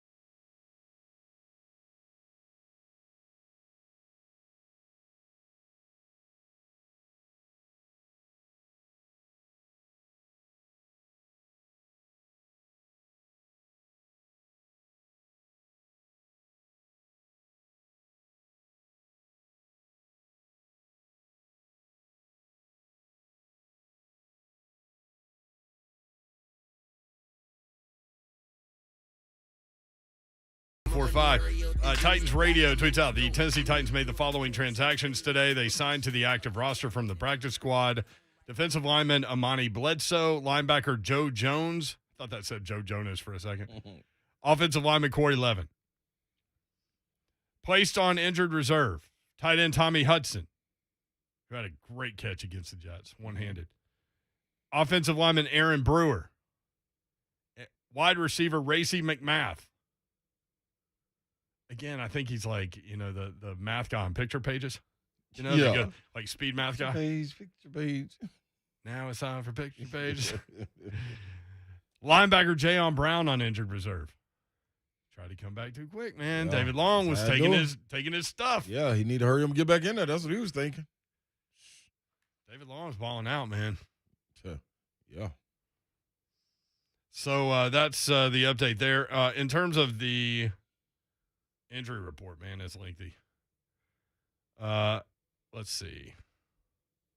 I have to turn it sideways. It's so freaking long. Yeah, it's yeah. All right, Aaron Brewer, obviously on IR, is out. Jayon Brown is out. Tommy Hudson is out. Julio Jones, hamstring, hasn't practiced all week. He is out this weekend. Brett Kern, same thing. Right groin on the kicking leg, out. Taylor Lewan, toe, did not practice. Full participant today, listed as questionable. Racy McMath on IR. Nick Westbrook-Akina, hamstring, soft tissue, man. Mm-hmm. He ramped it up, though. Didn't practice Wednesday, limited Thursday, full participant Friday, questionable for the game. Danico Autry, defensive lineman, full participant today. That's good news. Great news. He didn't practice yesterday. He's listed as questionable. Kari Blasingame, full participant today. A.J. Brown, full participant, and he is a go from what we hear. Bud Dupree with a knee, full participant. The last 2 days is listed as questionable. Don't rush it, big dog. Rashawn Evans, quad, full participant. Sharif Finch, concussion, full participant. Chris Jackson, full participant. Ben Jones, limited today.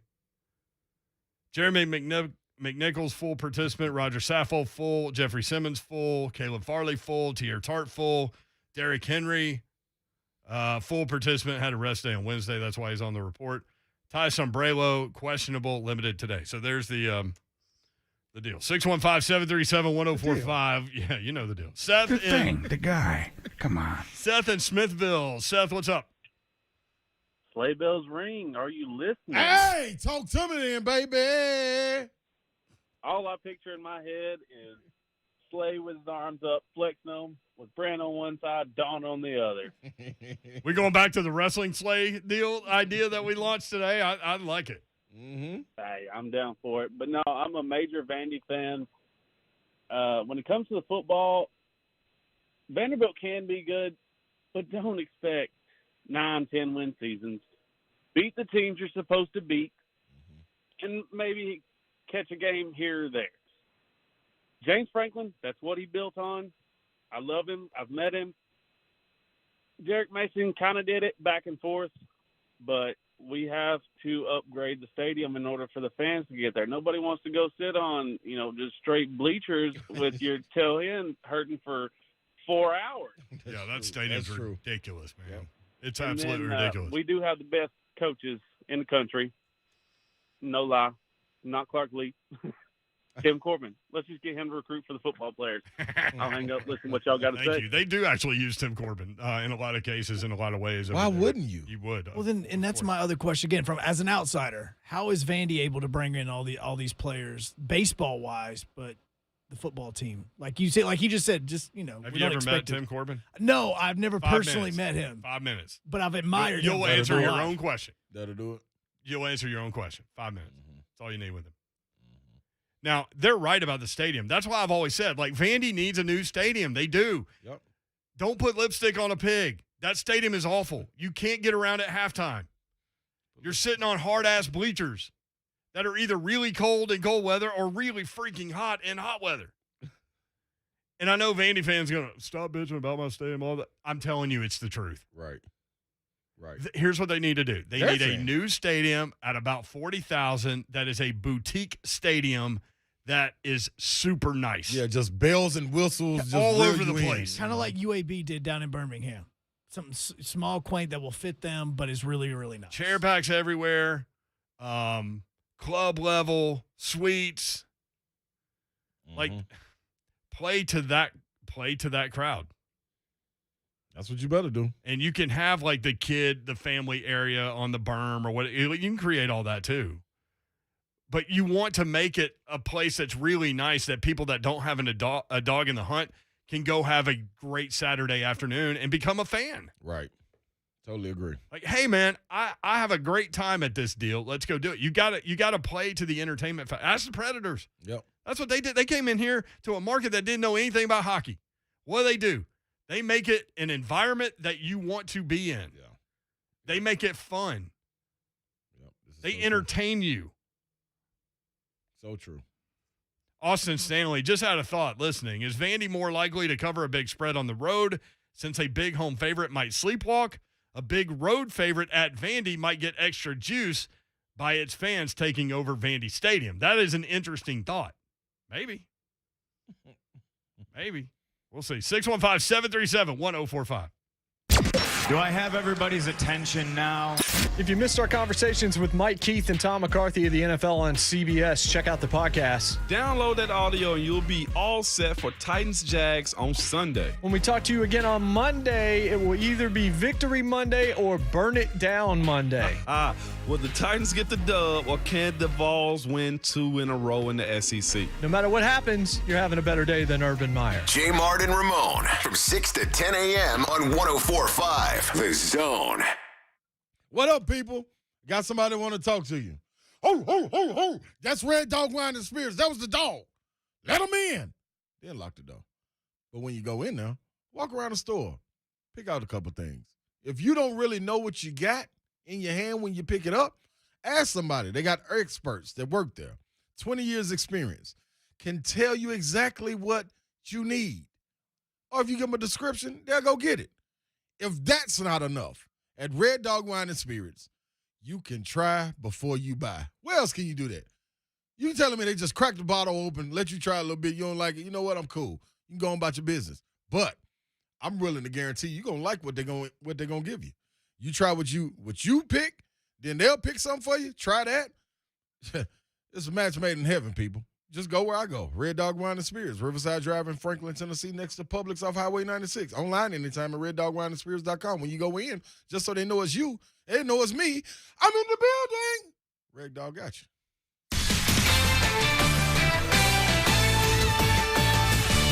This is Tiki Barber with his CBS Sports.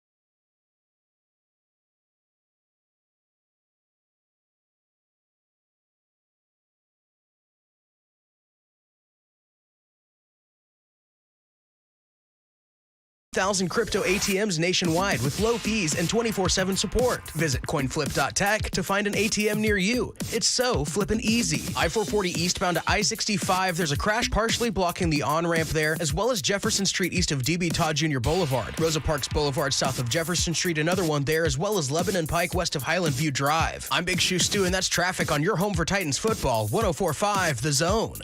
From the WinBet studio, win with WinBet. WGFX Gallatin, Nashville. The Titans and the Jaguars. Kickoff is Sunday at noon on your home for Titans football. Trending now at 104.5 The Zone. The final injury report is out. Good afternoon. Good evening, actually. I am Joe Hunk. Brett Kern and Julio Jones both are out. Now, what's interesting is Taylor Lewan, who has not practiced the past 2 days, was a full participant today, but he is listed as questionable, as is Bud Dupree, who is not questionable, who is not out. That would be A.J. Brown. He was a full participant, and he is good to go for Sunday, as is Roger Saffold, Big Jeff, and even the first-round draft pick, Caleb Farley. The Astros just wrapped up their game with the White Sox. They are now up 2-0 in the best-of-5 series, and the Braves and Brewers are currently tied at 5 in Game 1 of their NLDS series. But for all of your foundation repair and waterproofing needs, you know who you need to visit? USSTN.com. Breaking news at once on your home for the Vols, the flagship station of your Tennessee Titans and home to 3HL. This is 104.5 The Zone. The 3HL with Brent Doherty, Don Davenport, and Ron Slay.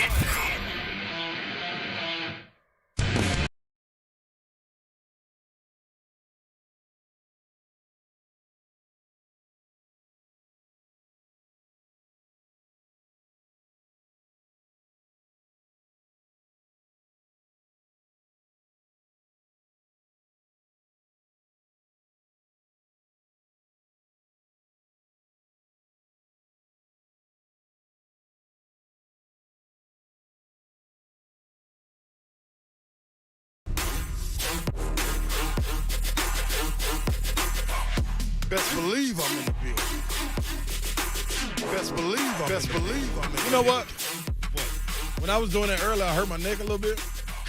Oh, when you're bobbing your head? Yeah, so Red Gordy B should be proud because Busta Rhymes used to have a song called Break Your Neck. And I almost broke my neck because that beat was jamming so hard. Busta Rhymes, who's big as crap now. Yeah, but then he'll get small and then get swole again. He was, yeah, that's what I meant, swole. Yeah. I mean, he's not, Anyway, so we go to the Super Bowl every year and go to Radio Row and cover that and all this. And we ended up at, like, the Bud Light party. And Busta Rhymes was performing. And I hadn't seen him in a minute. Yeah. He was gigantic. Yeah, it's huge. Like, everybody else, we were so far back, like, you could barely see anybody else, but I saw Busta Rhymes. Yeah. He got a little bit of a Peyton Manning head, too, a little bit. Back in the day, he was the fastest rapper out there. Is that still true?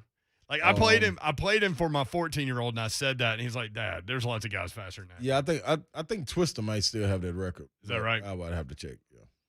I'm trying to figure out what to do with Arizona State and Stanford tonight because I'm driving toward Brevard College in North Carolina, so I need something on it to keep me invested, so to speak, in the game. Where are they playing? Listen.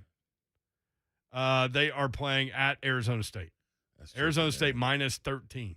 It's tricky, boy. So Stanford just beat Oregon. That's why there's some hesitation there. Arizona State blew out UCLA. UCLA beat Stanford.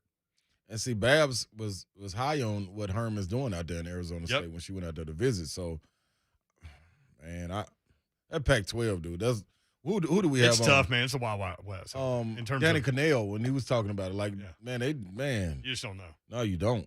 You don't. By the way, quick correction. Joe Hunk in his sports update said the Braves and the Brewers are tied at 5. They are tied at 0 in the 5th. Yeah. So just wanted to point that out. Steady like one, Hunk. Look, I was wanting somebody to score, okay? And the right team. So as you were saying that, I went in on the Braves money line. Okay. 5th inning, scoreless. Braves up right now in the top of the 5th. And we'll see what happens there. Titans and Jags coming up this weekend, as Hunk alluded to, and as we said in the last segment, 23 players on the injury report, but a lot more full participants. Julio Jones and Brett Kern will miss the game, though. Looks like A.J. Brown will go. Don't know about Taylor Lewan. Trending that way toward going. Okay. So we'll see. A trendster. In terms of what do you expect to see out of Jacksonville? That's the question, right? Because I think anybody that has followed the Titans team, and if you're listening to us, you probably have for a number of years, right? Mm-hmm. Understands that they lose games they probably shouldn't. And when they do that, they typically come back with a vengeance the next week, right? Right. So that's one side of it. The other side of it is, does Jacksonville kind of rally around each other with the circus that is the head coach? Or do they just say, screw it, I'm looking out for me. I got to stay injury-free to get that next contract, and start thinking in those terms, which does happen. Without question. I expect them to come out, do their job in the heat of the moment when they're in the game. If there's an opportunity, like they let the Jets hang around, Jacksonville has professional players. They will take full advantage of it. Early. Yeah. If you knock them out early, they're going to be on – I think they'll be like, man, let me just do my job, man, and get out the way. I ain't got no time for all this, man. Dude ain't talking about nothing, no way. That's exactly what the mind frame is going to be. I'm telling you. What does Urban even say to that team before the game? Like, come on, y'all. We got to go out here and fight. Grind it out. There you go. And then somebody say, yeah, like you, huh, coach? And then there you go. All the jokes start rolling. But I think they can separate it. Like, I don't think it's – this is the thing. To me, this is how sports goes. I don't think it's a distraction until you lose the following game. Mm-hmm. Once you lose the following game. Then they're in the tank. Yeah, then everybody like, hey, man, see, man. And then you start to get the media to pile on more. Then it's on to Urban, and we saw now once it hits Urban, he knows how to deflect. He might bring Trevor Lawrence in there for leaving meetings and going to go get a bag of Doritos or something. So it's going to be interesting to Papa see. John's pizza. Yeah, anything. Like, I'm serious, man. Every time I think about Urban Meyer, like the mental image that pops into my head immediately is him sitting on the back of the golf cart after they lost the national championship game, and he's eating pizza. I ain't even seen that. Find it on the internet. It'll never leave your head. You already got the FedEx thing like in my head. It's in the arrow. Oh, yeah. For those that don't know, look at the FedEx logo. There's an arrow in there. Yeah. And once you see it the first time, you will never not see it. Sure won't. Is that true? I told you about it a couple weeks ago. Yep, I can't unsee it now. That's like the mom in the Wendy's bow. Yeah. And the logo. Mom was in it, yep. Yeah. Sure is. Yeah. 615-737-1045. Let's go. Wendell next up on 3 and Tell. Wendell, what's up? Okay, by next weekend, not tomorrow, but next weekend. Okay. There are 9 SEC teams that are eligible to have 3 losses. Ooh. 5 of them have got to have 3 losses. Which 5 will it be? I'll make it easy for you. A&M at 0-2 is playing Alabama tomorrow. Yep.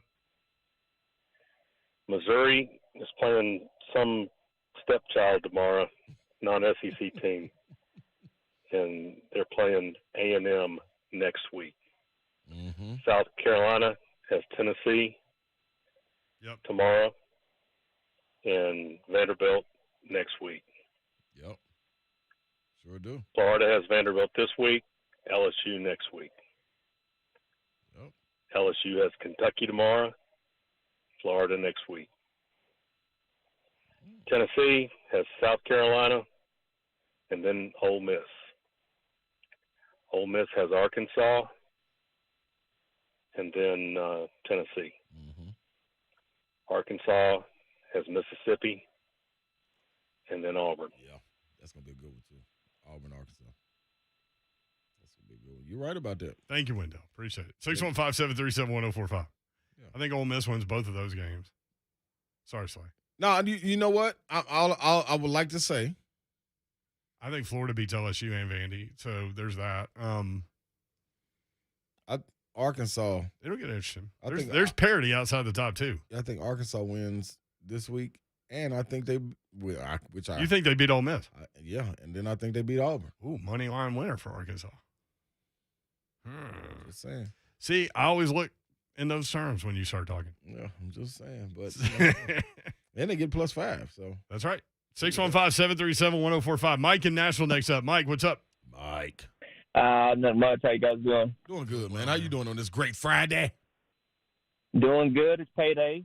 Oh, beautiful day. There you go. Beautiful day. Yeah, but no, I just wanted to bring something to chew on. I was watching how good Corey Davis was, playing the other day with the Jets against us, and then, how good Jonnu Smith and he's doing over there with the Patriots.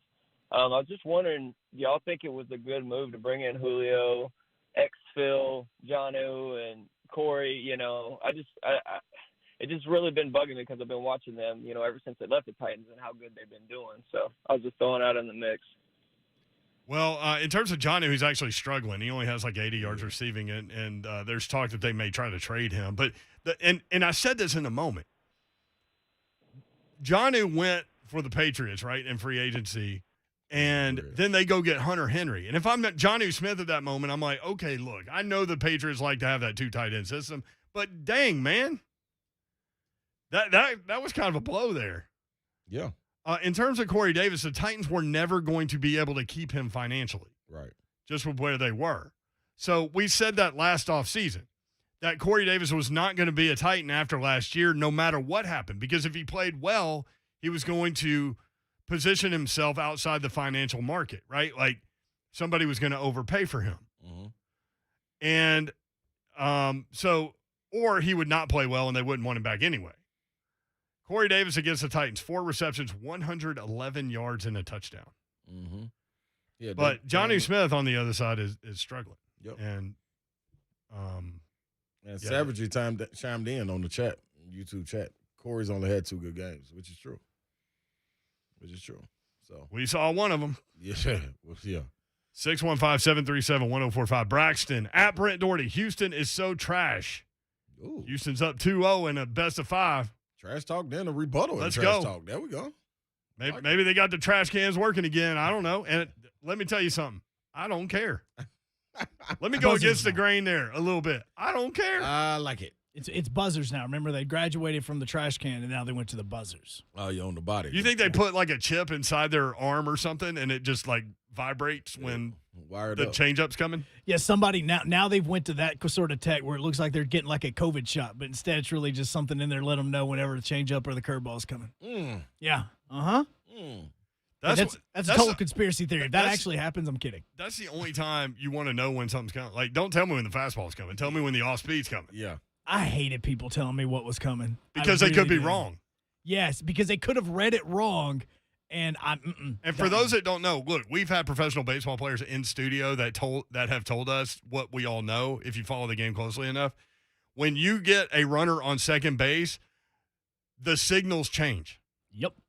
Because the runner at second, I've been told by players that say when they get to second base, they've got you read within a few pitches.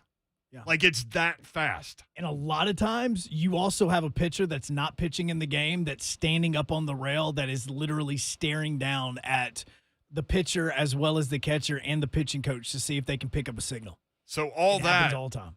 So all that's legal. But you use a trash can. You can't use a trash can, man. Trash can. Or if you're the Red Sox, this one flew under the radar. The Houston story made it everywhere because it was so ridiculous.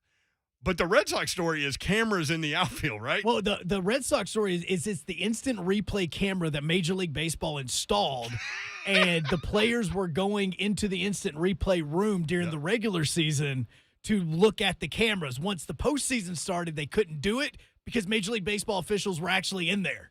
So they couldn't go in there during the postseason. That's hilarious. Yeah. And then the Yankees had issues, too, which flew under the radar. Yep, Yankees had issues. The Red Sox also had the Apple Watches that they did, and the Yankees caught them doing it. The Yankees and the Dodgers and Mets. Matter of fact, Jacob deGrom said that he specifically himself walked around Dodger Stadium investigating Dodger Stadium before a Mets game because he was told that the Dodgers were cheating as well. He personally did it. All over the league, man. I'm telling you. That's so serious. I'm telling you. Astros got caught because they were stupid. I mean, they were just ridiculous. They were like a bunch of 8-year-olds. Like, how can we cheat in the most ridiculous way? There is actually a hole in the wall behind the dugout of the Astros dugout because they were hitting with a hammer up against that wall so that the player that was standing up against it could feel the vibration, give the signal to the batter. So because once they figured out the trash can thing was kind of getting caught. I mean, that's one of the more funny things in sports, like the videos of the pitchers on the mound, and like you can hear the bang of the trash can, and the pitcher's like looking around, like, what was that? If you go back to the World Series, Clayton Kershaw, I want to say it was Game 5 when Kershaw got lit up by the Astros. You can hear it in there during the World Series. 615-737-1045. Hey, they won it. I saw it happen. It did happen. Yeah, it happened. All right. And they won it on the road, so you can't argue the road win. Well, and if you look at their road numbers and a lot of the metrics, they were actually better on the road than at home. To your point, like, I don't want to know. And there were some players in the Astros lineup that didn't want to know. Yeah. No, they but said they no. all stayed together and didn't tell who was on which side so they could be, a team. All for one, one for all. All right, Jayson Swain coming up next. Wow. The Jacksonville Jaguars have Urban Meyer and Trevor Lawrence. We're not going to throw the flag on that? But they're still Jacksonville. And nobody they bring in can change that. The Titans and Jaguars. Coverage starts Sunday at 9 with Buck Rising on the Lee Company Countdown to Kickoff on your flagship for Titans Radio, 104.5 The Zone. Upton Dodge Chrysler Jeep Ram, that's where you need to go to get that next new vehicle. This is the weekend to get it done, man. Maybe you've been thinking about it for a while. Go ahead and go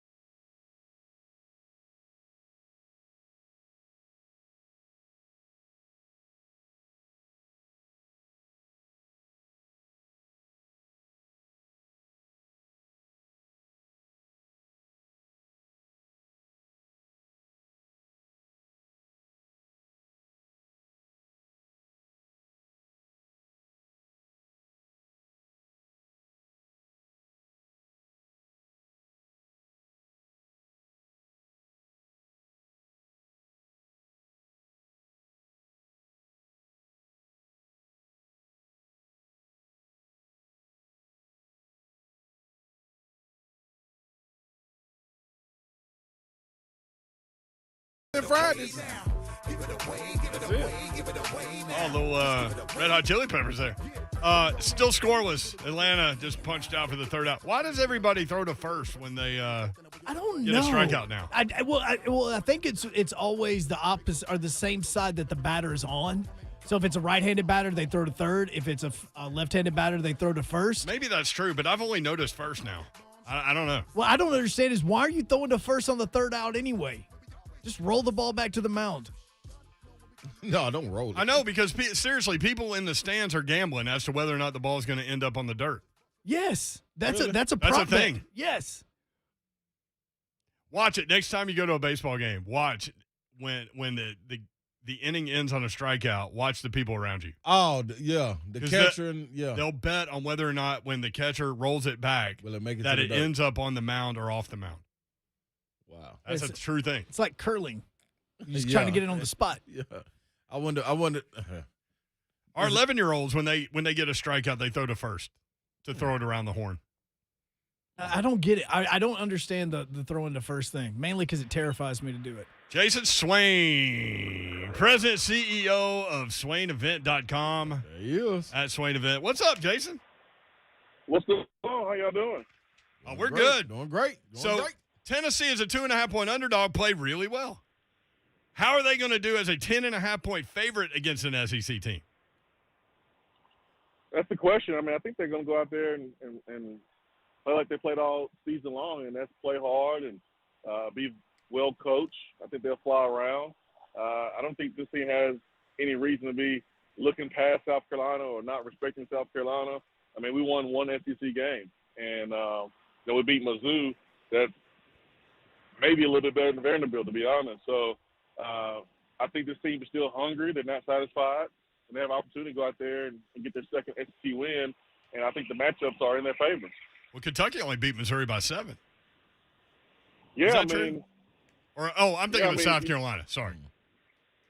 Yeah, South Carolina, had plenty of opportunities. Kentucky was trying to give South Carolina the game. Multiple turnovers there, into the third quarter, going into the fourth quarter, but Carolina just could not move the football or put any points on the board. So, Carolina has their faults, and scoring the ball is one of them, and that's not a good fault to have when you're going up against Tennessee, who likes to put up points and coming off 60-plus points in their performance last week.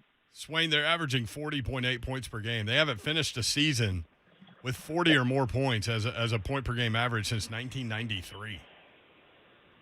It's been fun to watch. And listen, that was the whole point why Danny White, brought him in. The roster was what it was, regardless of who was going to take over as head coach. But with Coach Heupel, you say, hey, man, at least we're going to get some points. These fans have been deprived of good offense for a couple of years now. And so at least we're getting that. So I'm happy, man. It's been fun to watch these guys grow. Defense has been a pleasant surprise. But, how about Hendon Hooker, man? Kind of showing us, a little bit of that Dobbs magic that he had when he was here. But it's just been cool, man. It's been fun. There's a lot of excitement here in Knoxville, a lot of positivity. Got to keep it going for this weekend. Just to correct myself, I was right. It was Kentucky beat Kentucky beat Missouri by 7. Sorry. I'll get it out at some point. Jayson Swain joins us at Swain Event talking about Tennessee, South Carolina coming at you tomorrow right here on 104.5 The Zone. Swain, they got a big day on Saturday, not only about the game, but Alizé, man. He's been honored. He's been honored, man. Like, this is big time, especially for all the fans that have watched before, especially for you guys that have played for the University of Tennessee. What does it mean, man, to have this guy walking out and being honored, especially on this day? Man, he's my favorite of all time. Me too. I tweeted that today. Yeah, the way he carries himself, greatest leader in Tennessee athletics history, in my opinion. Just from all the stories I've heard. Every time I talk to him, man, it's like, I'm his long-lost brother. He treats everyone like that. He got on orange. He looks at you as family. He has a passion for this place. He loves this place. He loves anybody that loves the place. So, Al Wilson is special. He'll try to make this thing about his teammates. Right. He'll try to make it about everybody else. But it's about him. It's about celebrating him. And what a remarkable career he had at college, at Tennessee. It would have been the same at the NFL if he didn't.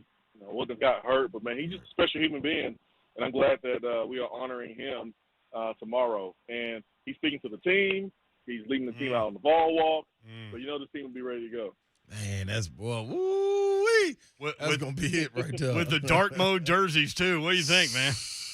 Oh man, just kudos to everyone involved at Tennessee for just handling the situation, not being able to get black helmets in because of the supply chain demand and all that stuff that affected by COVID. But people put their heads together, went out and got the black face mask, which was a Hail Mary in itself, to get that. So they got that, and they put the black outline around the Power T on the helmet. So it works. It works. I mean, these black jerseys were really supposed to be for last year. So you got them this year, you wear them, and now you give Danny White and Heupel and all the guys that are involved with the jersey design next year. You give them a whole year to kind of put things together. So it's going to look sweet, even sweeter next year. I can't wait to see it. Yeah. Then you look at this game coming up against South Carolina. Let's say the Vols do what they're supposed to do. They're favored in this game. They go out and handle business. How much hype leads into next week? I mean, not looking too far ahead, but the excitement around that game next week, if the Vols handle business this Saturday, has to be off the charts. Man, you already know. Come on now. Lane Kiffin's come back to town for the first time as a head coach. He is vocal. He says things on Twitter. So it's going to be fun. He's been trying to get the Peyton, Eli, Manning cast going on for the game. I mean, it's going to be hyped up. The media's going to hype it up. We're going to do that. The fans are kind of ready for the game. It's going to be a great performance on offense, I think, by both teams.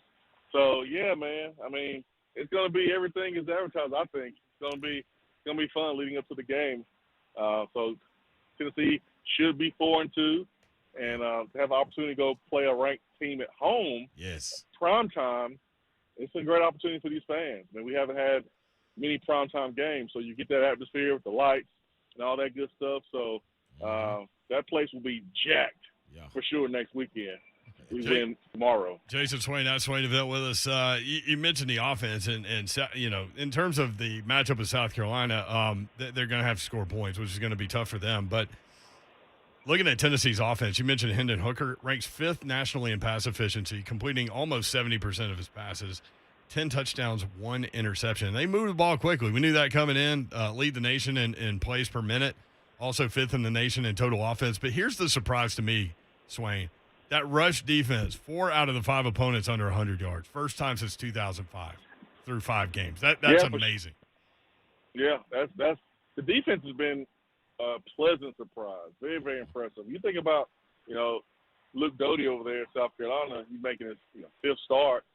He's not mobile like he was before because he had the foot injury at the beginning of the season. And, he's going to want to lean on the running game. Well, Tennessee, they don't play that when it comes to stopping the run. So now you force him to be a passer, something that he's not comfortable doing. And the matchup is not in Carolina's favor at all here. Hendon Hooker has just been phenomenal. He is the guy. I mean, he gives these guys confidence. He's experienced. He's cool. He's calm. He's collected. And he's just really, really smooth. And if he takes care of the football like he has been the last couple games, man, it can get ugly. Now, this game has been, tight. It's been close historically. But, man, these matchups this year say it may not be. So we'll see. Love it, Swain.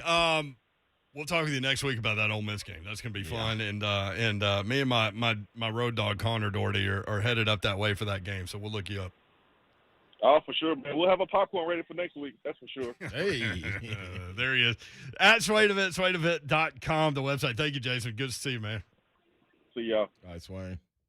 Good to see you. I don't see him. It's radio. Yeah. I know what he looks like. He's got a mental image. Does that count? Sometimes.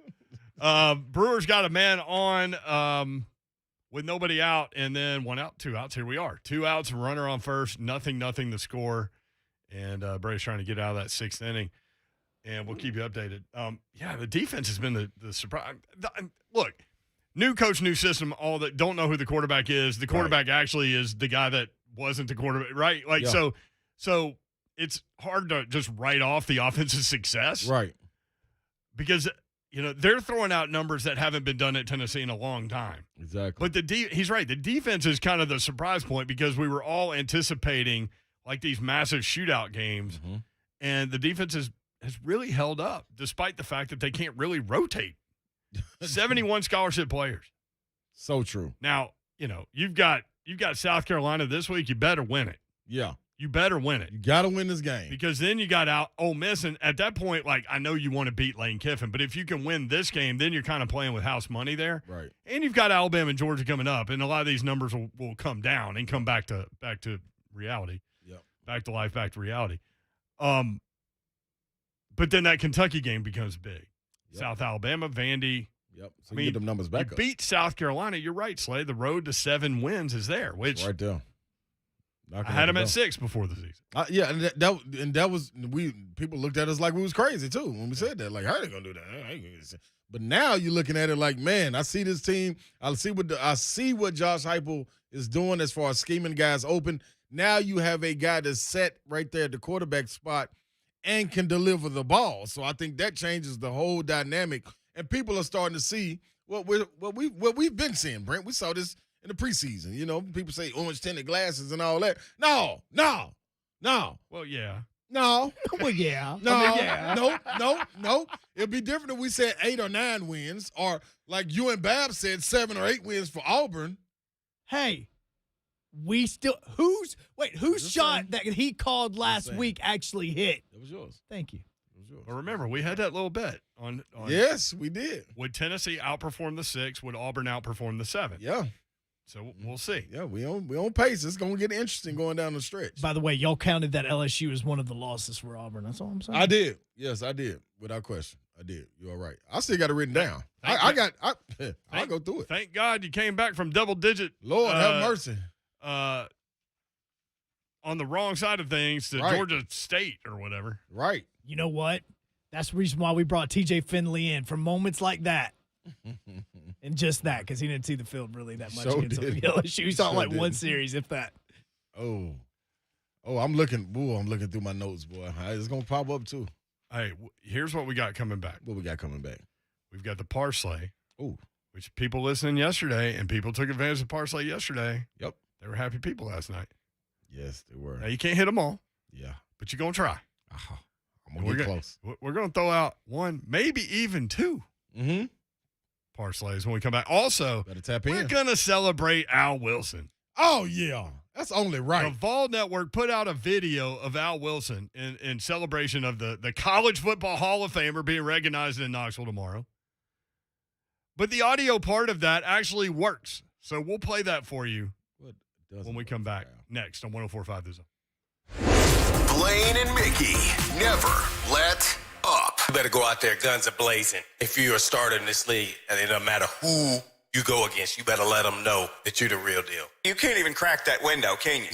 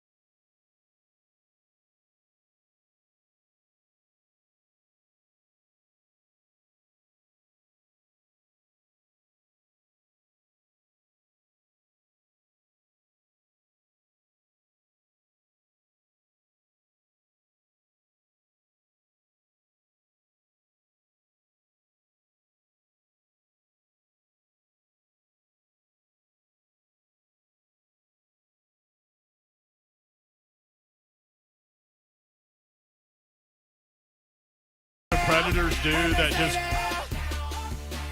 give me goosebumps. And after wins, playing this song, like in the playoffs, and I don't get you. The pregame stuff when they turn the lights out, I don't get you. I like it. Hockey season coming up. It's already cranking up. Yep. Got preseason going on, preseason NBA going on. I don't know. 14-year-olds like, hey, Dad, Grizz won by 29 last night. I'm like, you're watching preseason NBA basketball. He's like, yeah. Yeah, that was a dumb assertion on my part. Like, to even question that. I love it. I love it, dude. And especially when the stars play. And that's what's happening right now. So Parsley coming up. There may be two. But first, as we celebrate Al Wilson, as Slay likes to call him, Alizé. Who will be honored by the University of Tennessee tomorrow. We'll speak to the team. We'll lead them out in the tee. Here is the audio portion of a video that the Vol Network put out in celebration of Al Wilson. And keep in mind, everything you hear from Al Wilson here is pregame. And it's intense. Like he's ready to kill people in the pregame while he's stretching. Like he's sitting on his butt, like stretching his hammy out. And he's ready to go to war. This is Vol Network. Al Wilson was a special player. These boys ain't ready, man. They ain't ready, man. I'm telling y'all, they ain't ready. Passion, energy. It's money time, dog. It's money time. Physicalness, toughness. No mercy. No mercy. Making a tackle is, I think 90% of it is want to. Y'all bring it today. Bring it, dog. Let's set the tempo, baby. Some guys blink at the last second and hold up and take a little bit off because of the hit, and some guys don't. They just go through you. You have to be willing to sacrifice your body.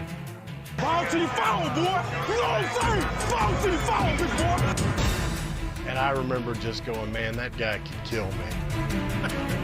What's up, man? What's up?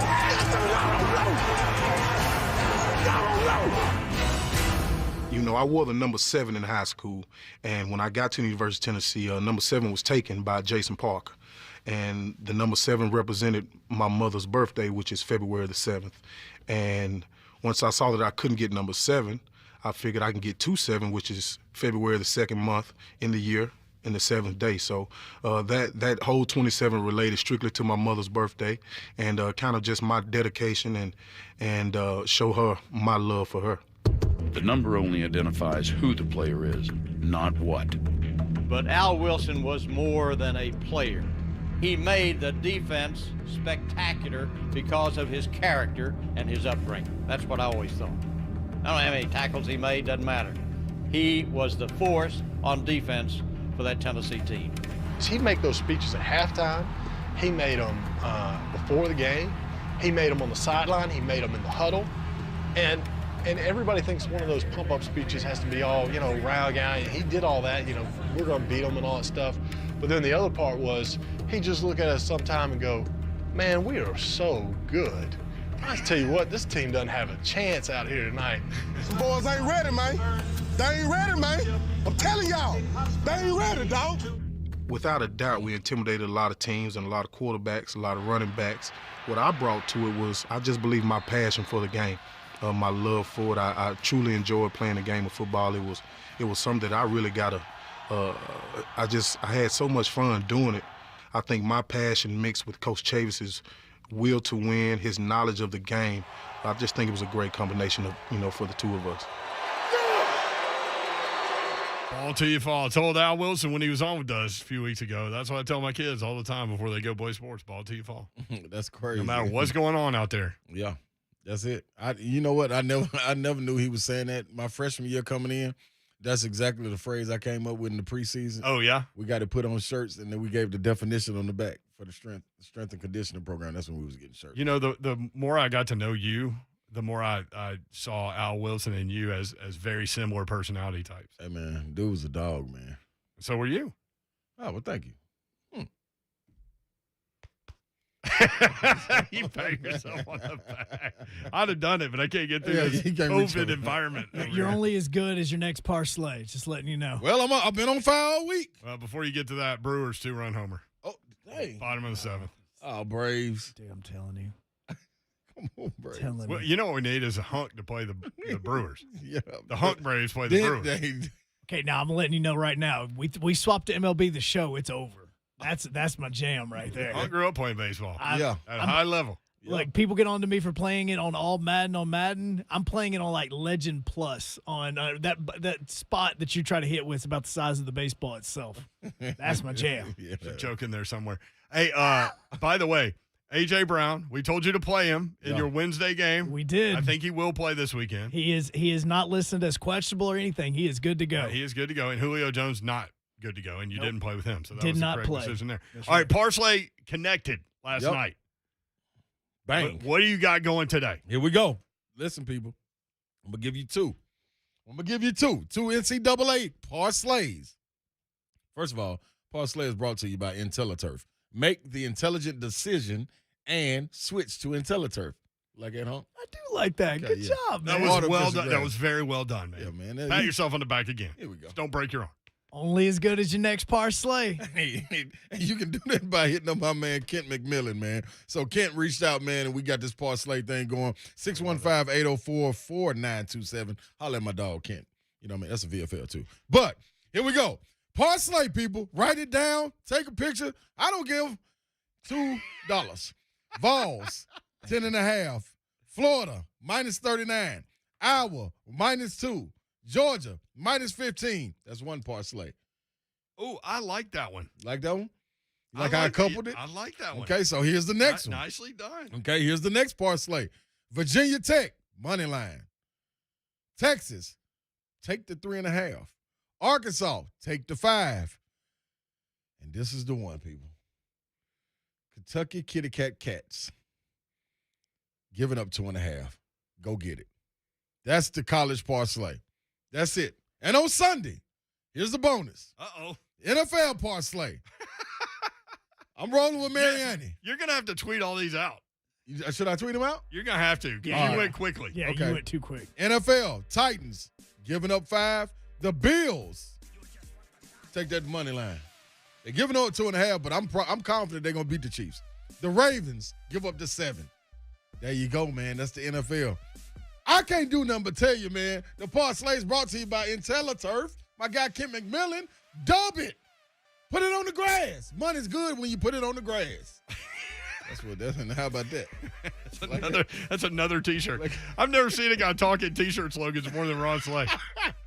What was the first one again? Tennessee -10.5, Florida -39, Iowa -2. Yep, and Georgia -15. That's the first parlay. The second I like one, that one. Virginia Tech, money line. Texas, +3.5. Arkansas, +5.